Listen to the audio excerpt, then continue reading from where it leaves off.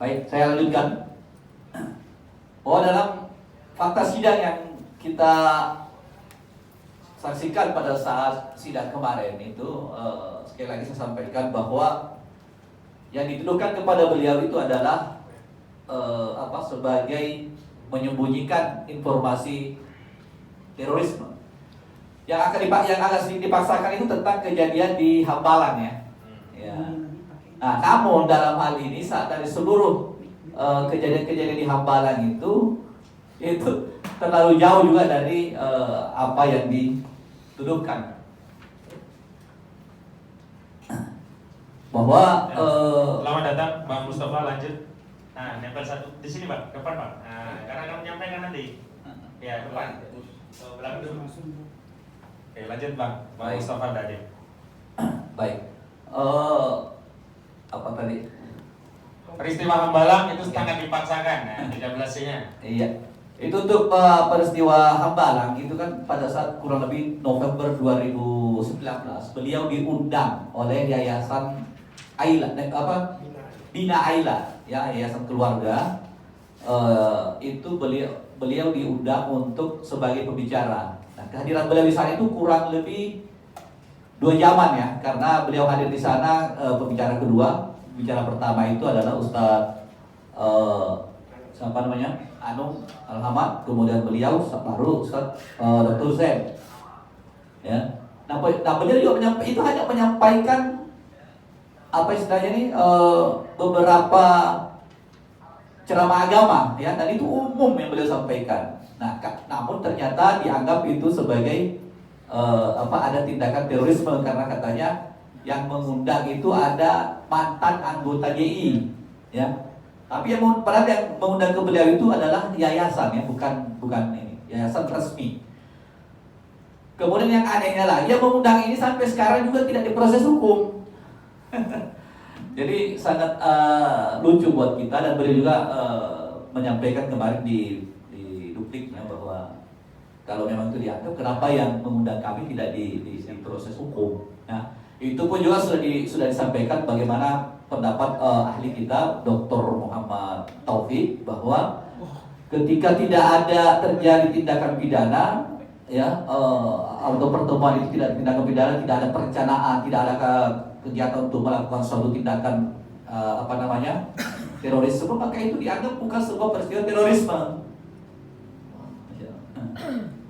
Silakan ke depan, Bang. Oh, cukup lah ya. Oke, siap. Lanjut.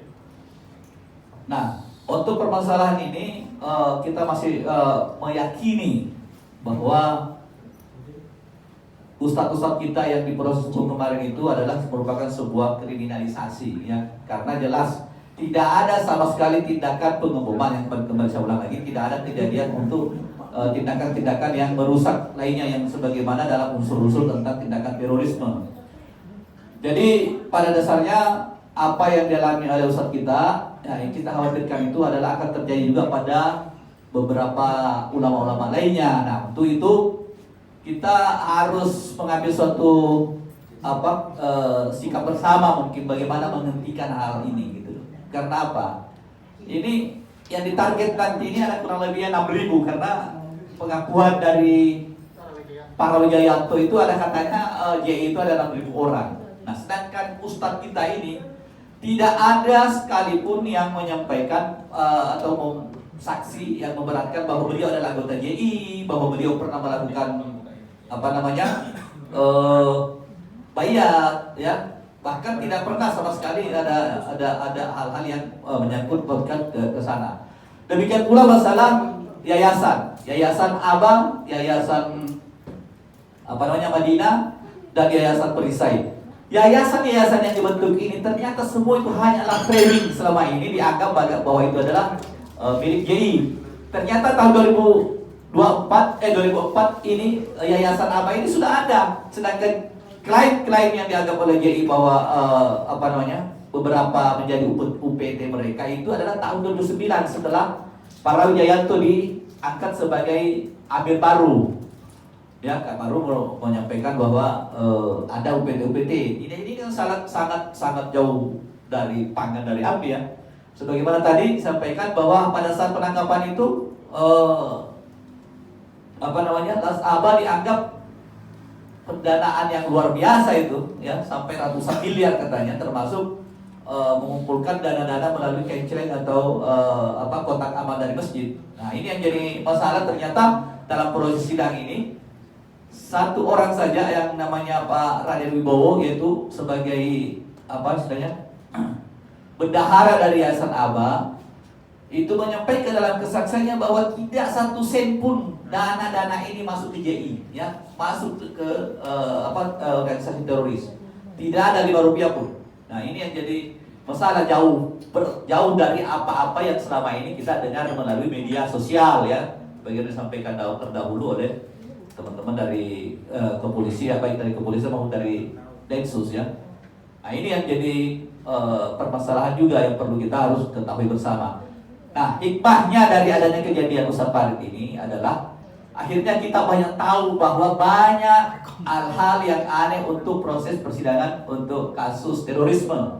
Dan baru kali ini ada yang bisa terbuka seperti ini, ya. Dan akhirnya kita banyak pahami bahwa tuduhan-tuduhan terhadap JI itu semua, kalau kita mau melihatnya secara hukum, itu terlalu sulit untuk bisa dibuktikan sebenarnya, ya. Cuma bagaimana kalau semuanya sudah penyidiknya bisa mengintervensi JPU sampai kepada hakim. Karena kenapa saya sampaikan seperti itu?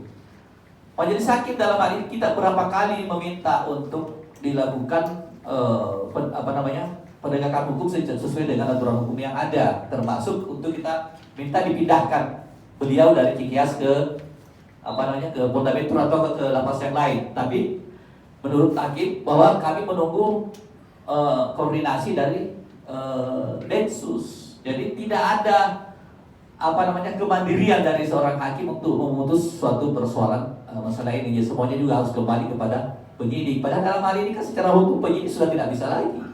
Nah, perlu kita tahu, termasuk saksi-saksi di dalam itu banyak yang masih ditempatkan di Polda Metro Jaya dan di Cikias. Padahal sudah ada yang 2 tahun, ya, itu sudah 2 tahun inkrah, ya, itu baru dipindahkan karena apa? Mereka dijadikan saksi. Nah, ini yang menjadi masalah buat kita. Ini yang kira-kira yang juga bisa menjadi kepercayaan kita tentang kesaksian mereka itu sangat diragukan. Nah, untuk itu kan kita mau menginginkan bahwa penegakan hukum ini harusnya jangan ada hal-hal yang melanggar hukum gitu loh. Jadi menegakkan hukum silakan, tapi jangan menegakkan hukum dengan cara melanggar hukum, ya. Mungkin ya, sekali lagi saya sampaikan dan mewakili mungkin keluarga mengucapkan rasa terima kasih yang sebesar-besarnya kepada para hadirin yang hadir dan terutama kepada para PH yang selama ini yang luar biasa sudah sangat luar biasa banget dalam pembelaannya, ya, tidak mengenal takut. Alhamdulillah semuanya bersemangat dan semuanya berani untuk menyampaikan kebenaran. Jadi sekali lagi kami mewakili keluarga menyampaikan terima kasih yang sebesar-besarnya kepada semua pihak termasuk kepada PH. Assalamualaikum warahmatullahi wabarakatuh. Waalaikumsalam warahmatullahi wabarakatuh. Perlu untuk diketahui, di tim advokasi bela ulama bela Islam ini saya bacakan anggotanya ada banyak. Ada Bang Ismar Safruddin SHMA, ada Dr. Abdullah Al-Katiri SHMBA, ada Dr. Yusuf FS SHMH, Fawas Basar Azil SHMH, Kiu Hashim Wusyoning SHMH, ada Dr. Sulitiyowati SHMH, ada Dr. Dr. Andes Dedi Suhardadi SH yang tadi lagi sakit, mudah-mudahan cepat sembuh begitu. Kemudian ada Ragil Widarisman SH, ada Kartika Berdanasari SH MKN, ada Idris Basril SH MH, Andris ya, ada Esandi SH MH, ada Mustaris SH, ada saya sendiri, kemudian ada Iskandar SH SIMH, ada Miftahul Arif SH, ada Endra ASH, ada Dedi Setiawan SH, Riki Fatah Mazaya SH, Muhammad Fajar SH MH, kemudian Ridwal Drahmin SH, dan seterusnya. Ada Dr. Herman Kadir, ada Fahmi Fahmid, ada Hajah Sri Wiguna, ada Bang Juju Purwantoro, Denny Apriandi, ada Bang Tori SH, Muhammad Iqbal, dan seterusnya. Juga terakhir ada juga Bu Kurnia Triroyani SH. Dan selanjutnya untuk paparan fakta persidangan yang sangat menarik yang perlu diketahui oleh publik tentang masalah-masalah yang ada di persidangan, dan ini sebenarnya membongkar hakikat proyek terorisme selama ini. Jadi kita bisa simpulkan terorisme itu adalah proyek karena pada faktanya di persidangan apa yang dinarasikan ini tidak terbukti. Bahkan sebaliknya, ada hal-hal yang sangat krusial yang sangat melanggar hukum terjadi di persidangan. Di antaranya ketika bukti ada amar putusan diperintahkan untuk dimusnahkan, ternyata bukti ini dipakai lagi untuk 3 ustaz ini. Nah, untuk rinciannya saya persilakan kepada Bang Abdullah Al-Katiri SHMBH untuk menyampaikan pandangannya. Tafadhol.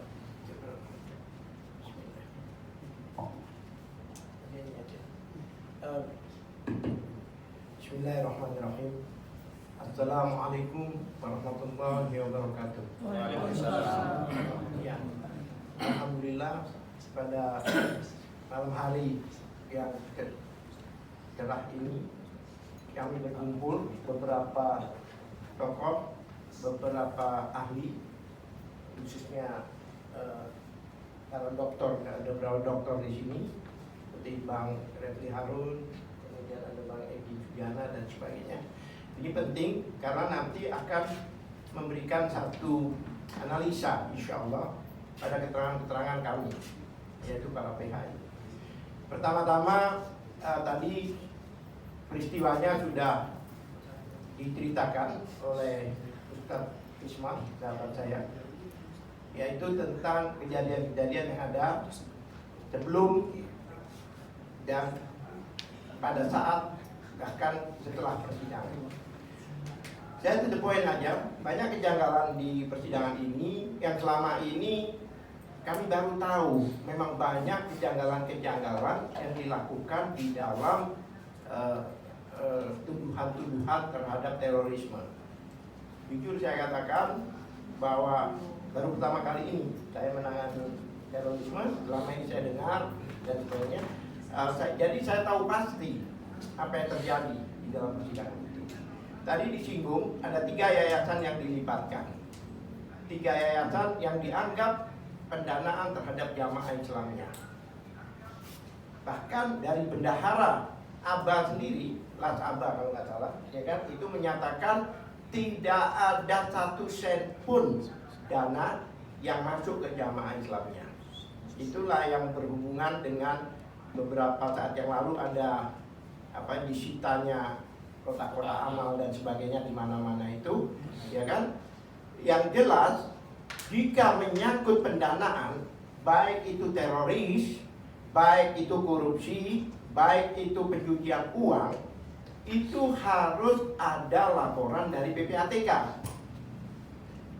Apa betul dana-dana itu disalurkan kemana-mana itu? Sedangkan sidang kemarin tidak ada. Tidak ada laporan dari PPATK. Bagaimana bisa disita itu barang-barang itu kotak-kotak amal di mana-mana? Apakah sudah jelas? Itu ketentuannya. Jika ada pendanaan atau penggalangan dana, itu harus ada laporan dari PPATK atau minimal ada audit dari lembaga yang terkait, lembaga yang kompeten seperti BPK, BPKP atau public auditor, public auditor. Ini tidak ada. Tapi langsung klaim ini pendanaan. Padahal yayasan itu tidak pernah dilarang, konstitusional. Bahkan ada sebelum jamaah Islamnya itu dilarang. Bagaimana dikatakan bahwa itu adalah bentukan dari jamaah Islamiyah? Pertama. Terus yang kedua lagi, semua saksi-saksi tidak ada menyatakan bahwa 3 ustadz itu adalah anggota jamaah Islamiyah. Tidak ada. Mereka hanya mendengar katanya. Bagaimana katanya menyebabkan orang bisa dihukum? Bahaya ini.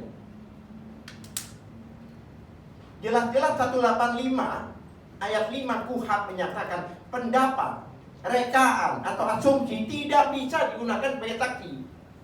Jelas. Oleh sebab itu kalau hakim ini memutuskan bersalah, berarti hakim itu melanggar KUHP. Jelas itu. Kemudian bagaimana ada tindak pidana tidak ada laporannya?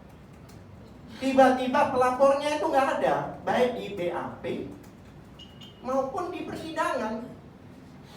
hanya saksi. Penangkapan ada. Di penangkapan ada, tidak dihadirkan. Dan bagaimana tahu bahwa kesalahan dia orang itu apa? Jadi di pidana itu pelaporan itu ada dua. Ada yang namanya model A, ada yang namanya model B. Model B itu adalah laporan masyarakat. Model A itu adalah laporan dari kepolisian. Artinya diadakan penyidikan baru dilaporkan dari negara. Dalam hal ini kepolisian. Pembunuhan aja orangnya udah mati, itu ada pelapornya. Ada pelapornya. Yaitu setelah diselidiki dilaporkan. Bahkan di dalam Perkap laporan itu harus. Di dalam KUHAP laporan itu harus. Bahkan yang pelapornya itu harus yang pertama diperiksa. Oleh sebab itu kata waktu itu ahli pidana kita, Dr. Muhammad Taufik jelas menyatakan tidak ada laporan, tidak ada pidana, tidak ada kerugian. Bagaimana bisa di P21 kan oleh JPU? Ini yang saya heran. Padahal di saksi-saksi itu ada laporan nomor sekian, laporan nomor sekian. Kenapa tidak dihadirkan? Saya kasih ilustrasi ya. Bagaimana ada orang ngomong ada pencurian sepeda motor, tapi yang saksi-saksi aja yang ngomong itu sepeda motornya hilang. Sedangkan pelapornya sendiri tidak pernah mengatakan dia kehilangan sepeda motor. Bagaimana dasar persidangan ini? Itu dasarnya dari hanya keterangan saksi. Ini gambaran-gambaran ya, supaya masyarakat tahu, bahkan stakeholder dalam penegakan hukum ini harus tahu. Barangkali ada yang tidak tahu. Baik dari kejaksaan, bahkan DPR pun harus tahu ini. Ada kejadian seperti ini. Oleh sebab itu, cepat bentuk badan pengawas. Karena itu diamanatkan di undang-undang itu. Kalau tidak berbahaya. Itu fakta. Satu, tidak ada laporan. Tiba-tiba ada saksi. Nah kalau seandainya pelapornya tiba-tiba datang, saya nggak kecurian kok. Apa? Nggak mubadir persidangan itu. Kemudian yang kedua, bukti, satu-satunya bukti yang digunakan adalah flash disk. Karena kejadian ini peristiwa-peristiwa yang sebelum 2008, sebelum DI ini dilarang, itu tidak bisa masuk hukum karena itu asas hukum bahwa tidak ada pidana kalau tidak ada aturannya. Seharusnya tidak 2008 sampai sekarang itu tidak pernah ada kejadian. Langsung ada pertemuan di Hambalang 2019. Dan di situ buktinya hanya flash disk yang tidak di print, tidak ada hard copy-nya. Pada waktu ahli forensik dihadirkan, saya bertanya, kami bertanya, ini diperiksa kapan flash disk ini? Karena salah satu sahnya alat barang bukti menjadi alat bukti itu adalah pemeriksaan laboratorium. Kami tanya ini, kapan diperiksanya flash disk ini? Bukan tahun lalu.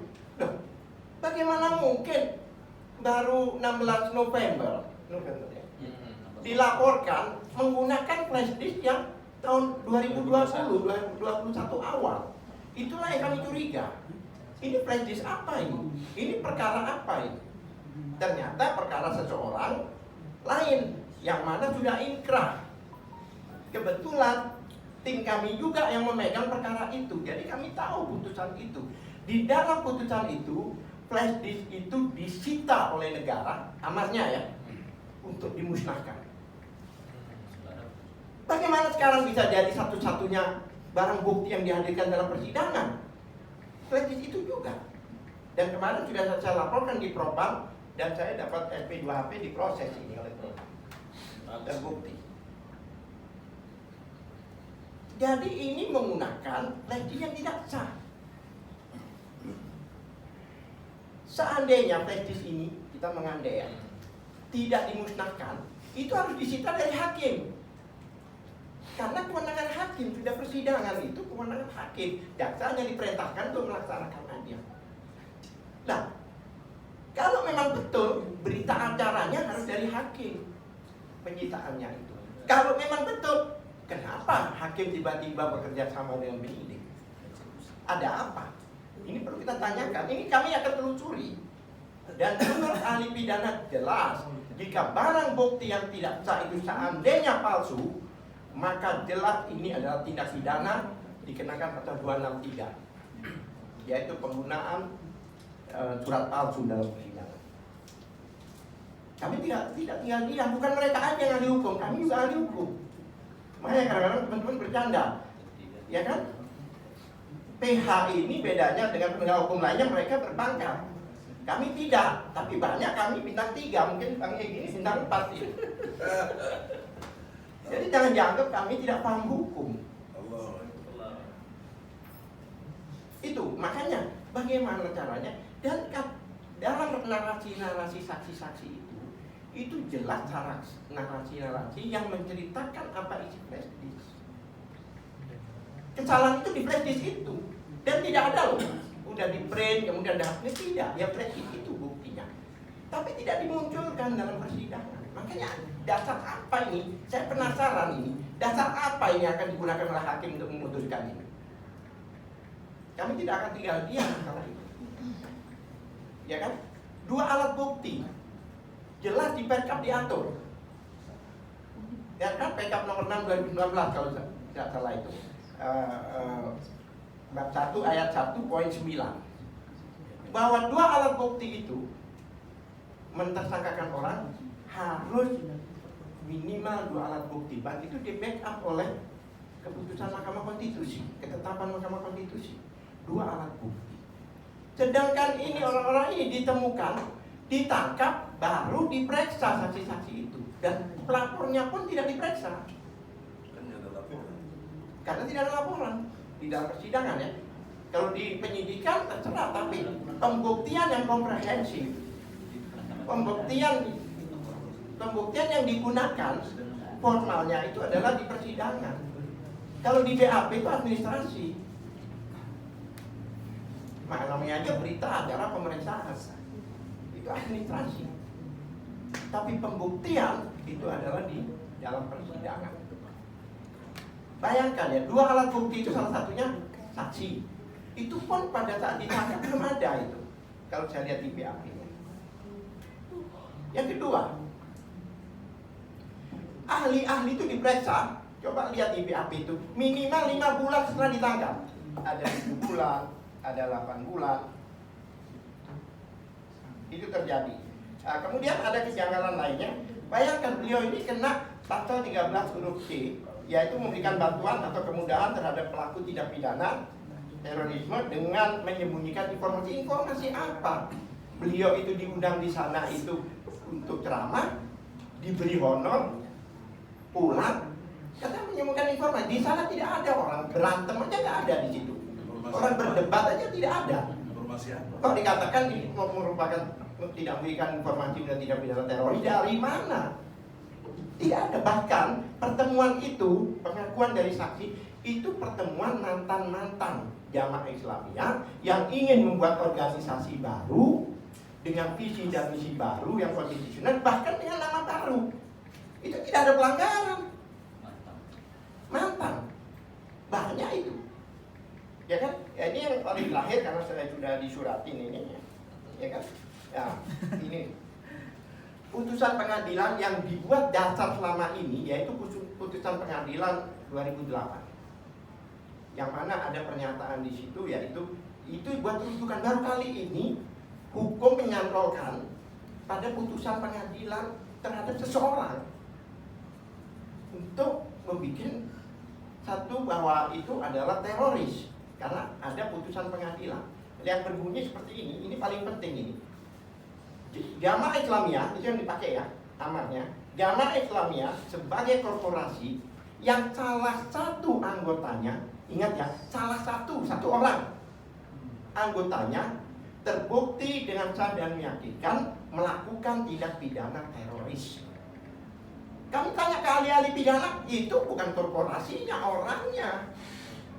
Kalau yang larangannya jelas, Jamaah Islamiyah yang salah satu anggotanya terbukti dengan sah dan meyakinkan melakukan merupakan korporasi yang dilarang. Korporasinya diulangi, itu masuk akal, bisa lah dilarang. Tapi ingat, dilarang belum tentu teroris. Oleh sebab itu ahli pidana jelaskan, oh ini undang-undang teroris tidak dapat diterapkan di perkara ini. Karena itu merujuk ke orangnya. Salah satu contoh ya, seperti Kementerian Sosial, sebagai lembaga negara yang salah satu pegawainya melakukan tindak pidana korupsi. Apakah kementerian yang korupsi? Tidak, pegawainya yang korupsi. Oleh sebab itu ini harus dieksaminasi. Karena inilah yang banyak menjerat orang. Oke. Kemudian yang terakhir, Ustadz Anung. Ustadz Anung itu membuat buku tesis. Langsung ke belakang memenuhi ruang yang disediakan. Lanjut Bang. Ustadz Anung itu membuat tesis, ya kan? Itu yaitu masalah mewaspadai murjiah yang mengkafirkan orang lain baik, mewaspadai itu. Tesisnya itu bercerita tentang orang-orang yang melakukan tindakan-tindakan mengkafir-kafirkan itu dicerita. Terus dianggap bahwa beliau setuju dengan itu. Tidak dibaca kesimpulannya. Tesis ada antitesis. Kesimpulannya jelas bahwa semua yang saya omongkan itu tidak tepat dan saya tidak sepakat dengan pendapat mereka. Tapi mereka tidak, kesimpulannya tidak dibaca. Seperti itu. Oleh sebab itu mudah-mudahan ya kan dengan gambaran-gambaran dan informasi yang kami berikan ini, mungkin pakar-pakar hukum kita ini bisa memberikan satu pembelajaran baik buat kami maupun buat penegak-penegak hukum lainnya. Terima kasih. Baik, terima kasih Bang Al-Gatiri, dan kita nanti akan sampai kepada penyampaian pandangan dari tokoh dan ulama karena kita sudah mengetahui substansi fakta-fakta hukum, walaupun ceritanya masih banyak, tapi kalau diperas kira-kira itulah substansi dari kasus yang dialami oleh ustadz-ustadz kita. Jadi substansinya sebenarnya bukan satu kejahatan, bukan ya menyembelih orang atau memanah orang atau nembak orang atau membaca orang, nggak ada fakta-fakta itu. Yang ada hanya ceramah, dan itu yang kemudian dikualifikasikan sebagai tindakan terorisme. Kita masuk pada pandangan tokoh dan ulama, tapi sebelum itu alhamdulillah hadir di tengah kita Bung Ogi Calistra. Nah, nanti akan menyampaikan lagu yang ada kaitannya juga dengan pembelaan hukum hari ini, yakni di mana saya bisa katakan bahwa fenomena kriminalisasi terhadap ulama dengan persoalkan ceramah dakwah itu adalah konfirmasi adanya Islamofobia, dan hari ini tema lagunya judulnya terkait Islamofobia. Islamofobia. Kepada Bung Ogi dipersilakan di tempat yang sudah kita siapkan. Baik, kalau tadi takbir kita kasih tepuk tangan lah ini. Yuk, tepuk tangan semuanya, plus buat Bang Ogi. Ya. Takbir. Ya, ya. Baik, ya sudah disiapkan alatnya sehingga bisa masuk ke sound. Soundnya masuk ya, sudah ya? Ke YouTube-nya ya. Bismillah. Ini kita tadi organisasi Mustafa. Oh ya, ya, ya. Oh ya, sudah hadir. Sebelum nyanyi sebentar, kita perkenalkan ada Bung Mustafa Nahrawardaya. Mohon maaf Bang, tadi belum bisa menyambut dengan hangat gitu. Kalau mau hangat kan ada kopi Bang di pojokan. Ya, tidak apa-apa Bang. Terima kasih kehadirannya, dan nanti mohon pandangan-pandangan dalam acara ini. Silakan Bang Ogi, Bung Ogi. Cek dulu suara. Assalamualaikum warahmatullahi wabarakatuh. Waalaikumsalam warahmatullahi wabarakatuh. Cek dulu atau pakai ini? Cek. Ini pakai ini dulu. Iya. Cek ganti dulu. Cabut. Agak dibengkak gitu. Nah. Cek mic.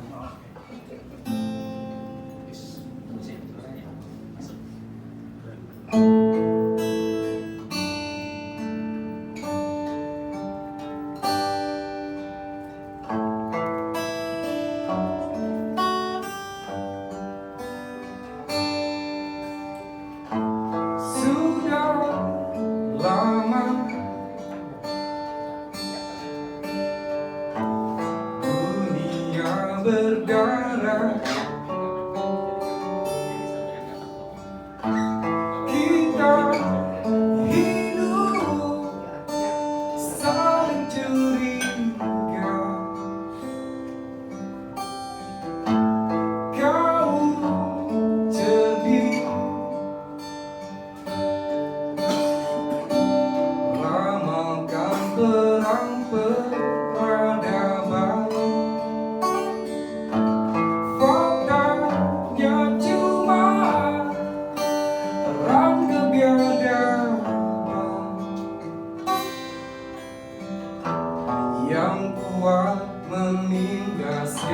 lemah, si lemah tak mau menyerah. Keyakinan juga dipersoalkan, semua itu dapat menyulut perang.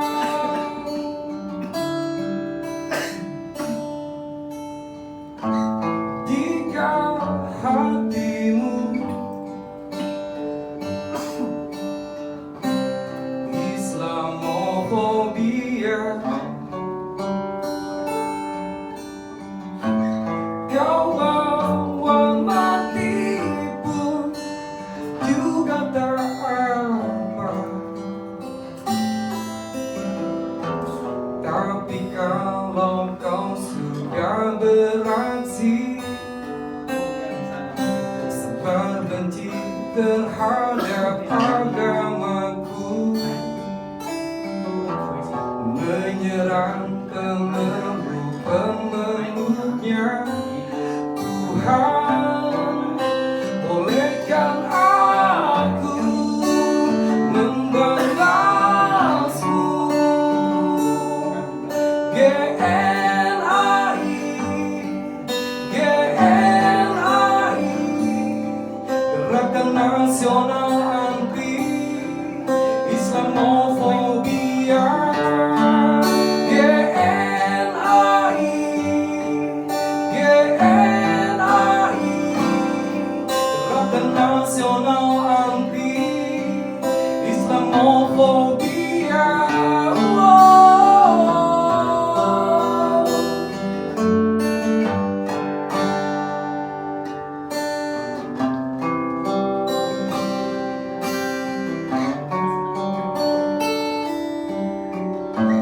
Jika hatimu Islamofobia, kau bawa mati pun juga tak apa.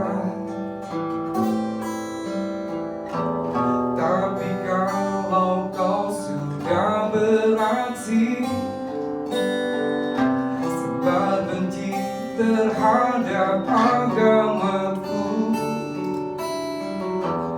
menyerang pemeluk-pemeluknya, Tuhan, bolehkan aku membalasmu. GNI, GNI, Gerakan Nasional Anti Islamofobia. GNI, GNI, membela Islam haram ridho ilahi. GNI, GNI, setia pada Pancasila dan NKRI. GNI, GNI, wow. Semoga Allah merestui.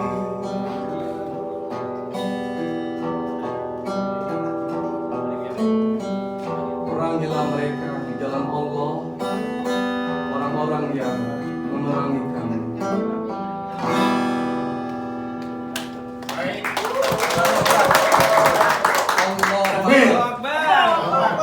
Terima kasih Bung Ogi.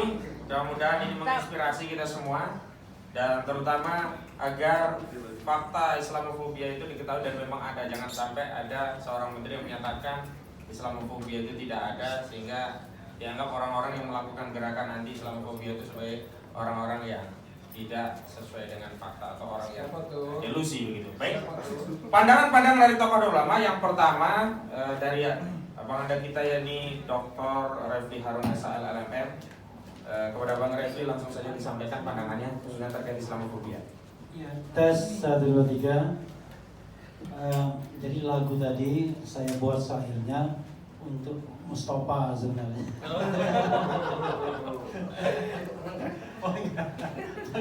Pak Al-Qadiri juga ya. Jadi kemarin saya usul awalnya Galaxy, tapi dia ubah jadi GNA ya. Sudah saya Ikut aja lah. ngikut juga ya, GNA ya. Dan mudah-mudahan lagu itu bermanfaat bagi kita semua untuk mengingatkan bahwa ada organisasi baru yang namanya Gerakan Nasional Anti Islamofobia. Entah masih ingat apa enggak Pak Al-Qadiri? Masih jalan, Pak. Masih jalan, ya. Itu satu. Yang kedua, saya hadir di sini ingin mengatakan secara moral ya, secara moral itu ingin mendukung apapun gerakan kebaikan ya, terutama yang memperjuangkan kebenaran dan keadilan. Termasuk dalam kasus ini yang walaupun saya tidak ikut secara intens, tapi in general saya paham.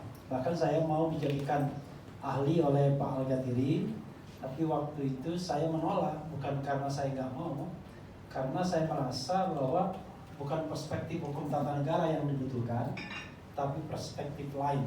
Kalau tanya soal yayasan dan lain sebagainya, saya bilang, wah itu tanya saja ilmu hukum tata usaha negara, saya bilang. Jadi secara moral saya mendukung. Saya tidak keberatan menjadi ahli sebagaimana saya menjadi ahli Habib Rizik Syihab dan juga Habib Bahar bin Smith serta Bunda Mary di Lampung, Anton Permana juga ya. Tapi tentu karena kapasitasnya sebagai ahli kita harus memahami betul permasalahannya. Itu yang kedua. Yang ketiga, saya memang melihat ada satu aspek yang menurut saya yang harus kita garis bawahi, aspek media ya. Jadi walaupun saya orang hukum, tapi saya lebih banyak bergaul dengan media karena saya YouTuber juga ya. Dan agak beratnya kasus Ustadz Farid Ogbah dan kawan-kawan ini adalah glorifikasi medianya itu agak kurang dibandingkan misalnya kasus Yosua misalnya, ya kan? Kasus tentu Habib Rizik sendiri, bahkan Habib Bahar saja kemarin ketika di Bandung itu agak kurang juga sesungguhnya. Nah, ini memang persoalan yang susah. Bagaimana memecahkannya? Saya tahu bukan berarti penasihat hukum tidak bekerja, tetapi memang ada orang-orang tertentu yang betul-betul menjadi media darling, sehingga mudah sekali memberikan penyadaran kepada publik. Atau memang kasusnya itu sangat menarik, spesifik, seperti kasus Sambo dan Yosua itu, yang sebenarnya kasus seperti itu ada di tempat lain, tetapi ini luar biasa.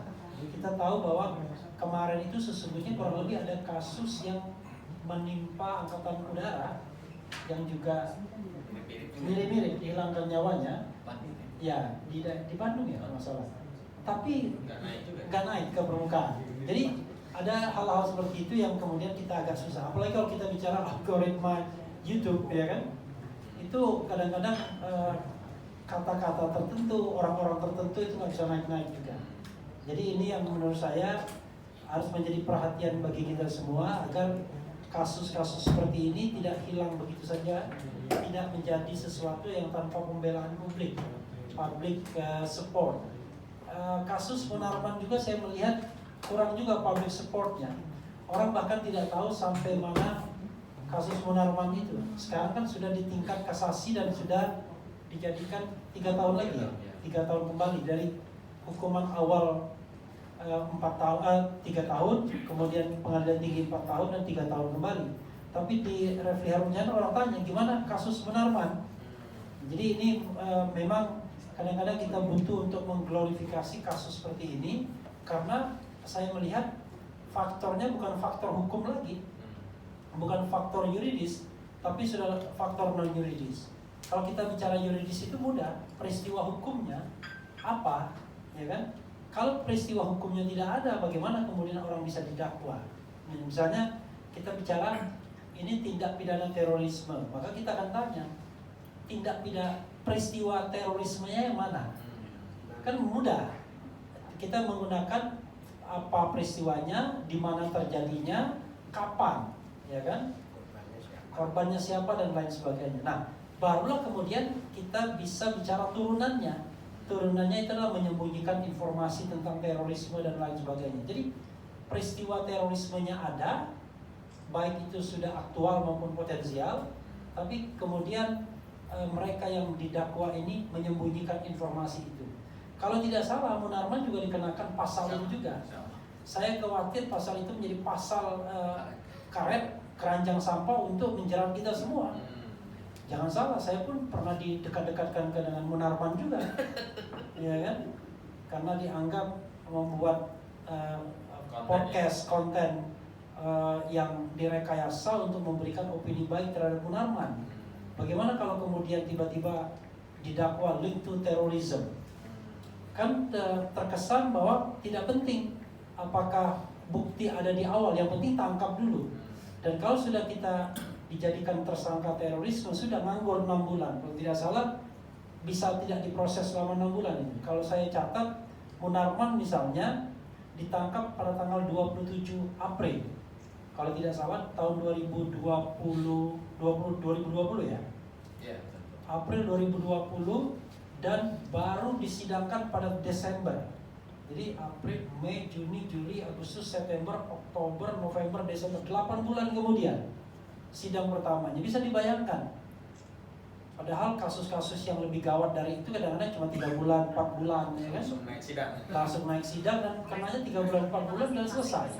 Pada ini berarti kalau kita bicara tentang azas praduga tak bersalah, orang sudah dihukum 8 bulan dulu, baru kemudian proses persidangannya berjalan. Padahal kalau kita lihat apa yang didakwakan itu sangat sumir, yaitu menyembunyikan informasi tentang terorisme. Terorismenya apa? Nggak tahu. Kira-kira itu. Itu aspek yang ingin saya singgung juga. Aspek lainnya ya kita juga harus meminta kesadaran negara untuk menyelesaikan persoalan terorisme ini dengan yang sebenar-benarnya, sesungguh-sungguhnya. Bukan seperti seperti produk, seperti sepertinya negara tidak punya keinginan untuk menyelesaikannya, tetapi hanya sekedar sekedar sarana untuk kepentingan tertentu, entah kepentingan institusi, eksistensi, kemudian yurisdiksi, keuangan dan lain sebagainya. Nah, jadi kita harus menyelesaikannya. Lalu kalau pertanyaan berikutnya soal gradasi, segawat apa sih persoalan terorisme di Indonesia ini? Misalnya kalau kita mau evaluasi dalam 10 tahun terakhir, apakah misalnya kemarin bom bunuh diri yang di Bandung itu menggambarkan bahwa sudah gawat sekali terorisme di Indonesia? Kita tidak membenarkan itu. Bagaimanapun yang namanya teror, pembunuhan dan lain sebagainya tidak akan pernah dibenarkan dari kacamata hukum. Tapi kan kita bicara tentang the degree of terrorism. Derajat terorisme itu seperti apa? Apakah sedemikian gawatnya yang bisa mengganggu eksistensi negara Republik Indonesia, ataukah ini menjadi komoditas bagi pihak-pihak tertentu untuk kepentingan tertentu pula? Ini yang juga harus kita garis bawahi. Kemudian yang juga tidak kalah pentingnya, orang selalu bicara terorisme from the society, tapi terorisme from the state atau state terrorism mungkin juga persoalan yang sangat akut di negeri ini dalam paling tidak 10 tahun terakhir. Justru aktor-aktor terorisme itu bukan from the society tapi from the state, dari negara.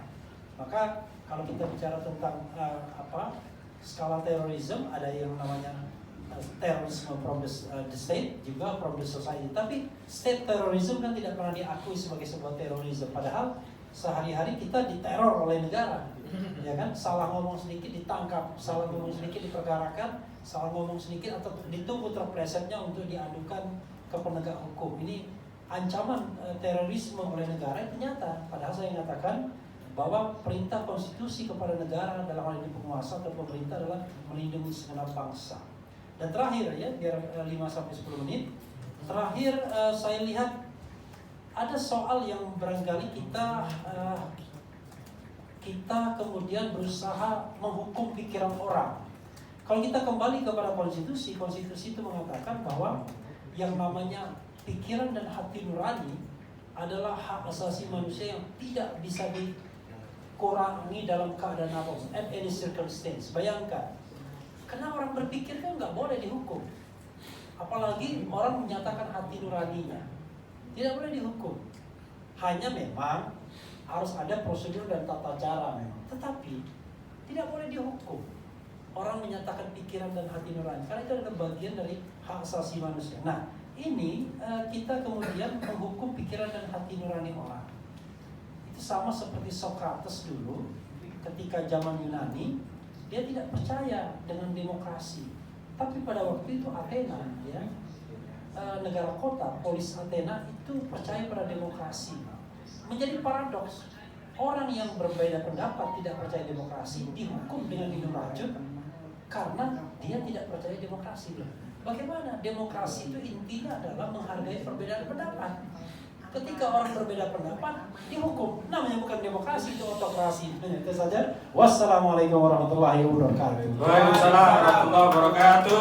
Takbir. Menarik sekali. Tadi ada paparan dari Bang Refli Harun. Mudah-mudahan ini menjadi tambahan pertimbangan bagi pihak-pihak terkait, khususnya akan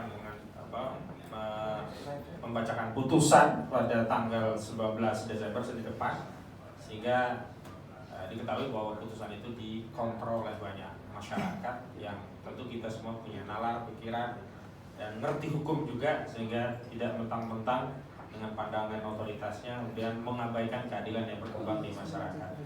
Yang selanjutnya adalah pandangan dari Kiai Haji Slamet Ma'arif, namun beliau karena berhalangan hadir, beliau ada permintaan dari ibundanya untuk pulang ke Brebes, tadi langsung ke perjalanan Brebes. Tapi tadi tim media sudah sempat meminta beliau membuat video untuk acara ini, sambutan dari beliau atau pandangan-pandangan dari beliau.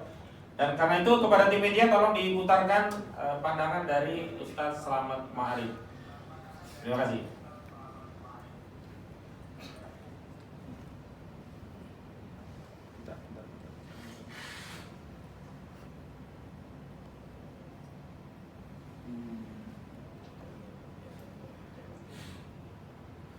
Masih dicari ya datanya?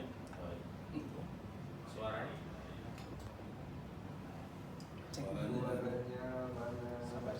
Sabar. Sakit gigi kali nggak ada suaranya. Ada. Sabar. Mana suaranya?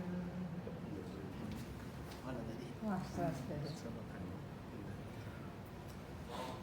Hadir malam hari ini yang senantiasa dimuliakan Allah Subhanahu wa Ta'ala. Pemirsa dimanapun Anda berada, bersyukur kita kepada Allah, malam hari ini Allah kumpulkan kita di majlis yang begitu mulia, majlis dalam rangka membela dan melindungi ulama kita. Mudah-mudahan kumpulnya kita di majlis ini menjadi wasilah turunnya rahmat dari Allah Subhanahu wa Ta'ala. Seyogianya saya ingin hadir langsung pada pertemuan hari ini, namun ada acara yang sangat penting yang tidak mungkin saya bisa tinggalkan, sehingga dengan terpaksa saya hadir dalam rangkaian acara ini melalui video yang saya kirimkan malam hari ini. Pertama, apresiasi dan terima kasih kepada panitia penyelenggara acara malam hari ini, wabil khusus Bang Fazinuddin.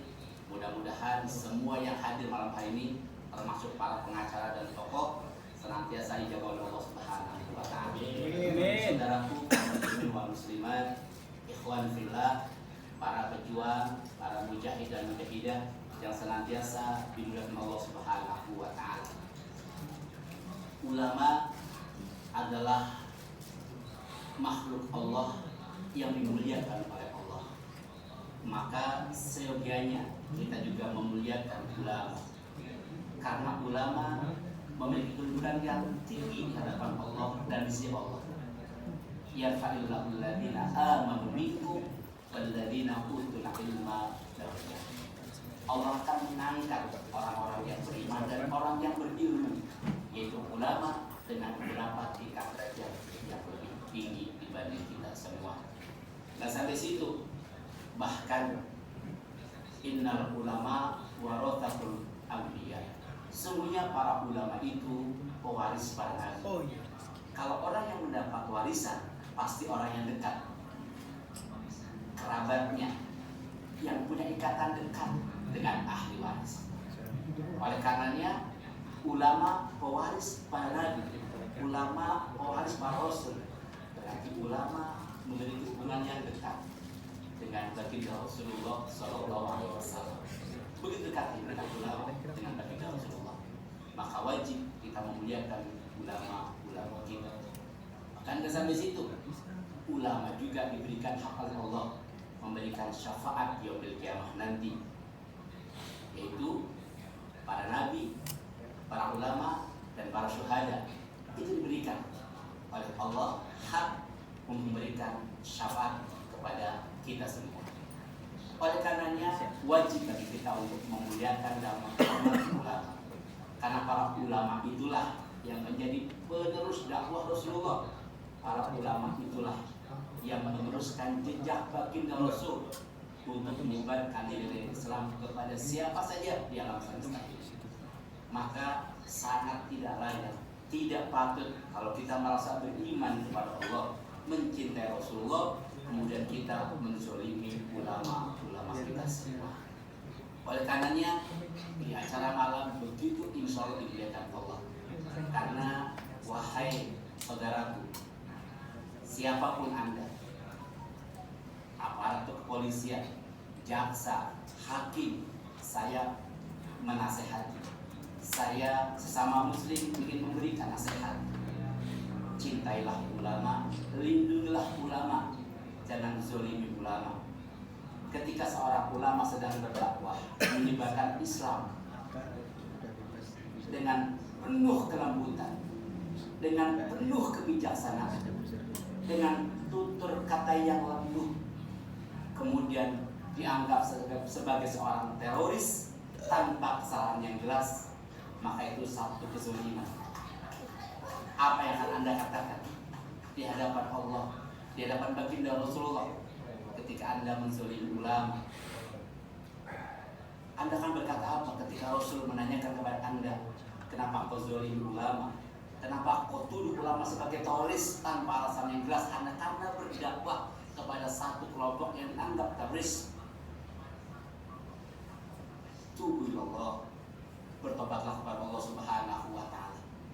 Saya ingin mengingatkan firman Allah dalam surat Al-Ahzab ayat 58.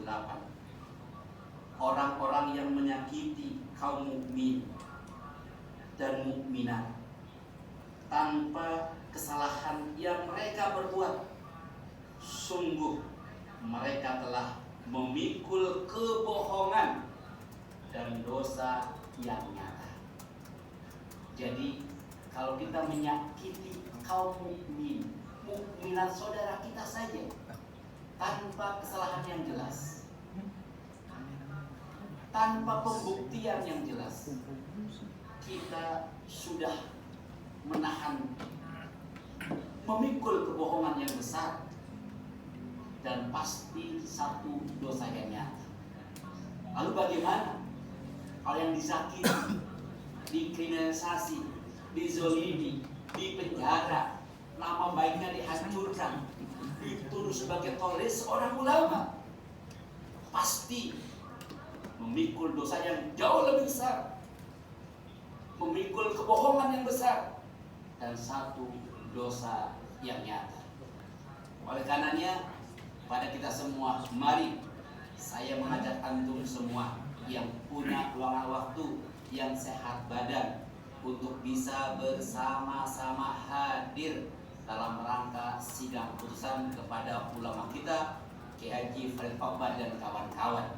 Kalau antum gak bisa hadir, gak ada kesempatan hadir, kurang sehat, maka doakan dari rumah antum masing-masing, dari tempat kerja antum masing-masing. Doakan mudah-mudahan tuduhan yang dituduhkan pada ulama kita terbukti di pengadilan tidak bersalah, dan ulama kita bebas insya Allah. Takbir. Kita doakan mudah-mudahan hakim mengikuti kata hatinya. Hakim dibuka oleh Allah agar memutuskan sesuai dengan fakta bukti yang ada di persidangan. Dan sama kita berdoa mudah-mudahan ulama kita Ustadz Farid Okbah dan kawan-kawan besok vonisnya bebas dan insya Allah kembali bersama keluarganya berkumpul untuk melakukan dakwah di umat Islam di tengah-tengah kita semua. Terima kasih. Mudah-mudahan Allah ridhoi dan Allah menangkan perjuangan kita. Sekali lagi selamat dan apresiasi untuk pengacara yang terus berjuang dan kawan-kawan media yang terus tanpa lelah berjuang untuk mengawal ulama-ulama kita. Kalam, wabillahi taufiq wal hidayah. Assalamualaikum warahmatullahi wabarakatuh.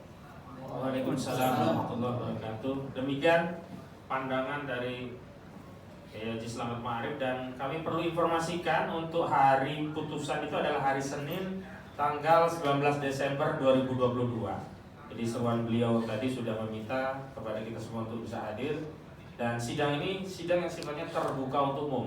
Tidak boleh ada yang menghalangi masyarakat untuk hadir dalam sebuah sidang yang terbuka untuk umum. Bahkan sidang tadi kalau tidak dinyatakan terbuka untuk umum, maka batal sidang tadi, bertentangan dengan hukum. Sidang yang tidak boleh dihadiri untuk umum itu adalah sidang yang sifatnya privat seperti perceraian. Tapi ini adalah sidang publik, makanya tidak ada alasan. Nanti kalau ada yang menghalangi, misalkan petugas dari kepolisian, sampaikan saja. Ini adalah sidang yang terbuka untuk umum. Takbir. Allahu Akbar. Selanjutnya kepada Kiai Haji Fikri Bareno, dipersilahkan.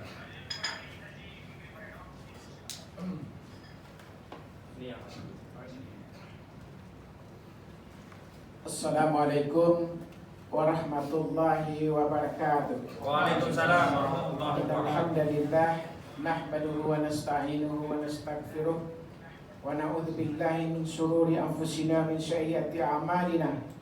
May yahdihillahu fala mudilla lahu wa may yudlil fala hadiya lahu. Asyhadu an la ilaha illallah wahdahu la syarika lah wa asyhadu anna Muhammadan abduhu wa rasuluh. Allahumma salli wa sallim ala Muhammad wa ala alihi wa sahbihi ajma'in, amma ba'd.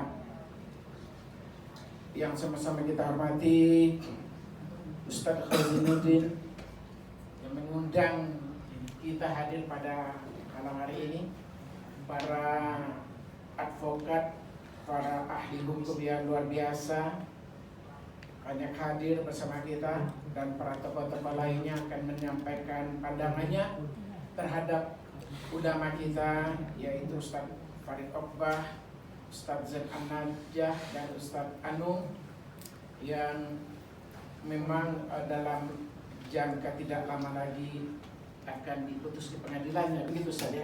Ya. Syukur alhamdulillah malam hari ini kita bisa hadir dalam rangka dukungan dan pandangan kita kepada ustadz-ustadz kita ini.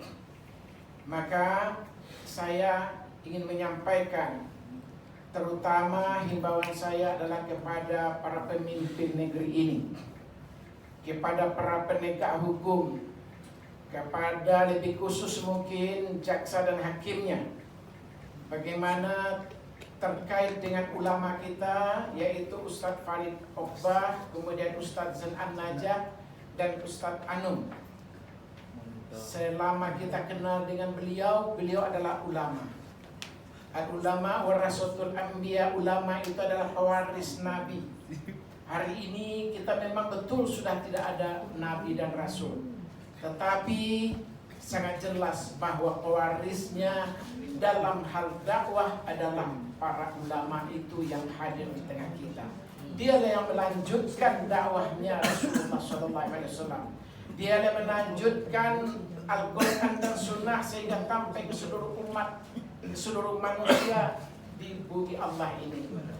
Dan kita juga mengenal bagaimana di dalam surah Al-Fatir ayat 28 Allah menstirnya, innama yakhsyallaha min ibadihil ulama. Sesungguhnya yang takut kepada Allah itu adalah ulama. Jadi kalau hari ini kita menyaksikan adanya persoalan hukum yang menimpa saudara kita, ulama kita, Ustadz Farid Okbah, kemudian ada Ustadz Zain An-Najah, ada Ustadz Anum. Saya kenal baik dengan beliau, dengan ketiganya. Sejak saya kenal dengan beliau, dia dakwanya adalah dakwah yang luar biasa.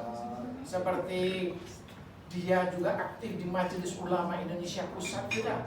Bahkan wakil ketua seperti Ustaz Zain An-Najah itu dia wakil ketua umum dari Dewan Dakwah Islamiyah di Majelis Ulama Indonesia. Dia adalah komisi fatwa. Dan begitu juga Ustaz Farid Ogbah. Beliau dakwahnya sangat santun. Saya kenal sejak 2016. Beliau adalah ulama yang 212 dihadir menyampaikan dakwah-dakwah yang santun di tengah-tengah umat. Kemudian dan dia bukan ulama kacang-kacangan. Dia adalah ulama untuk tidak hanya nasional, bahkan di internasional. Dia dihormati orang, dihargai orang, ilmunya adalah sangat tinggi. Jadi ini adalah ulama yang luar biasa.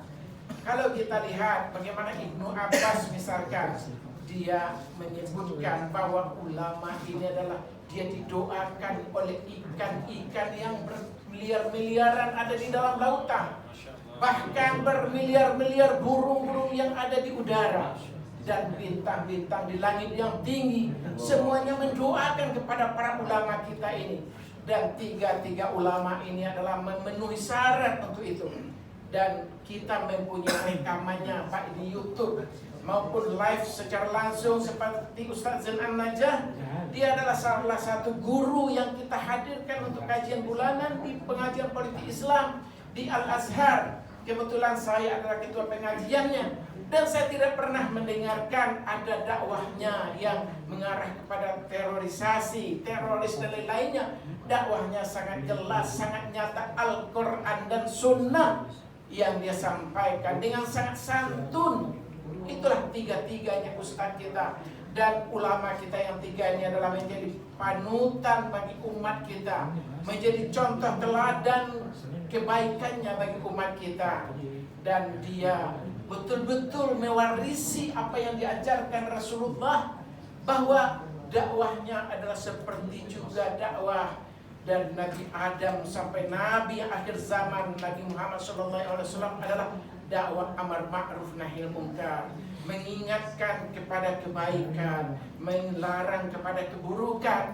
Dan itulah pastilah tentunya bukan teroris, tidak ada kaitan dengan teroris. Di dalam surat Al-Imran ayat 110 sangat nyata Allah berfirman, kuntum khaira ummatin ukhrijat linnas ta'muruna bil ma'ruf wa tanhauna 'anil munkar. Kamu adalah sebaik-baik umat yang dilahirkan untuk manusia, menyuruh kepada yang ma'ruf dan mencegah kepada yang mungkar. Inilah yang dikerjakan sama ulama kita dan sangat luar biasa. Wahai para pemimpin kita hari ini, wahai para penegak hukum kita pada hari ini, lebih khusus kepada hakim dan jaksa yang mungkin sebentar lagi akan memutus persoalan hukum ini, kepada para ulama kita yang luar biasa ini. Selama proses persidangan yang telah dilalui beberapa bulan ini, kita semuanya menyaksikan, mengikuti, maka sangat nyata, sangat jauh dari tuduhan teroris itu, karena tidak ada satupun hal yang bisa kita kaitkan. Seluruh aktivitasnya membawa kesantunan, membawa keluar biasaan dakwahnya, dakwah yang sangat lembut, dakwah yang luar biasa. Kemudian kita juga menyaksikan bagaimana para ulama kita ini berdakwah, berteman, berinteraksi dengan seluruh umat di pesantren, di sekolah-sekolah, di masjid-masjid, dan semuanya mendatangkan kedamaian. Inilah ustadz kita. Kemudian saya ingin menyampaikan nasihat Al-Quran dan Sunnah kepada para penegak hukum yang akan tidak lama lagi akan memutuskan hukum. Al-Quran mengingatkan kepada kita, wala yajrimannakum sana'anu qaumin ala alla ta'dilu i'dilu huwa aqrabu littaqwa. Dan janganlah kebencianmu terhadap suatu kaum mendorong kamu itu berlaku tidak adil. Berlaku adillah, karena adil itu lebih dekat dengan takwa. Ini adalah surah Al-Maidah ayat 8. Lebih lanjut, Allah juga berfirman, Innallaha ya'muru bil adli wal ihsan. Ayat ini bahkan hampir setiap khutbah Jumat di majelis Jumat itu selalu diingatkan agar para pemimpin kepada mereka yang memegang otoritas penegakan hukum diingatkan agar dia melakukan menegakkan hukum secara adil dan berbuat kebaikan. Di dalam firman yang lain Allah juga mengingatkan, wa idza hakamtum bainan nas an tahkumu bil adli. Apabila kamu menetapkan hukum kepada manusia, maka tegakkanlah hukum itu dengan seadil-adilnya.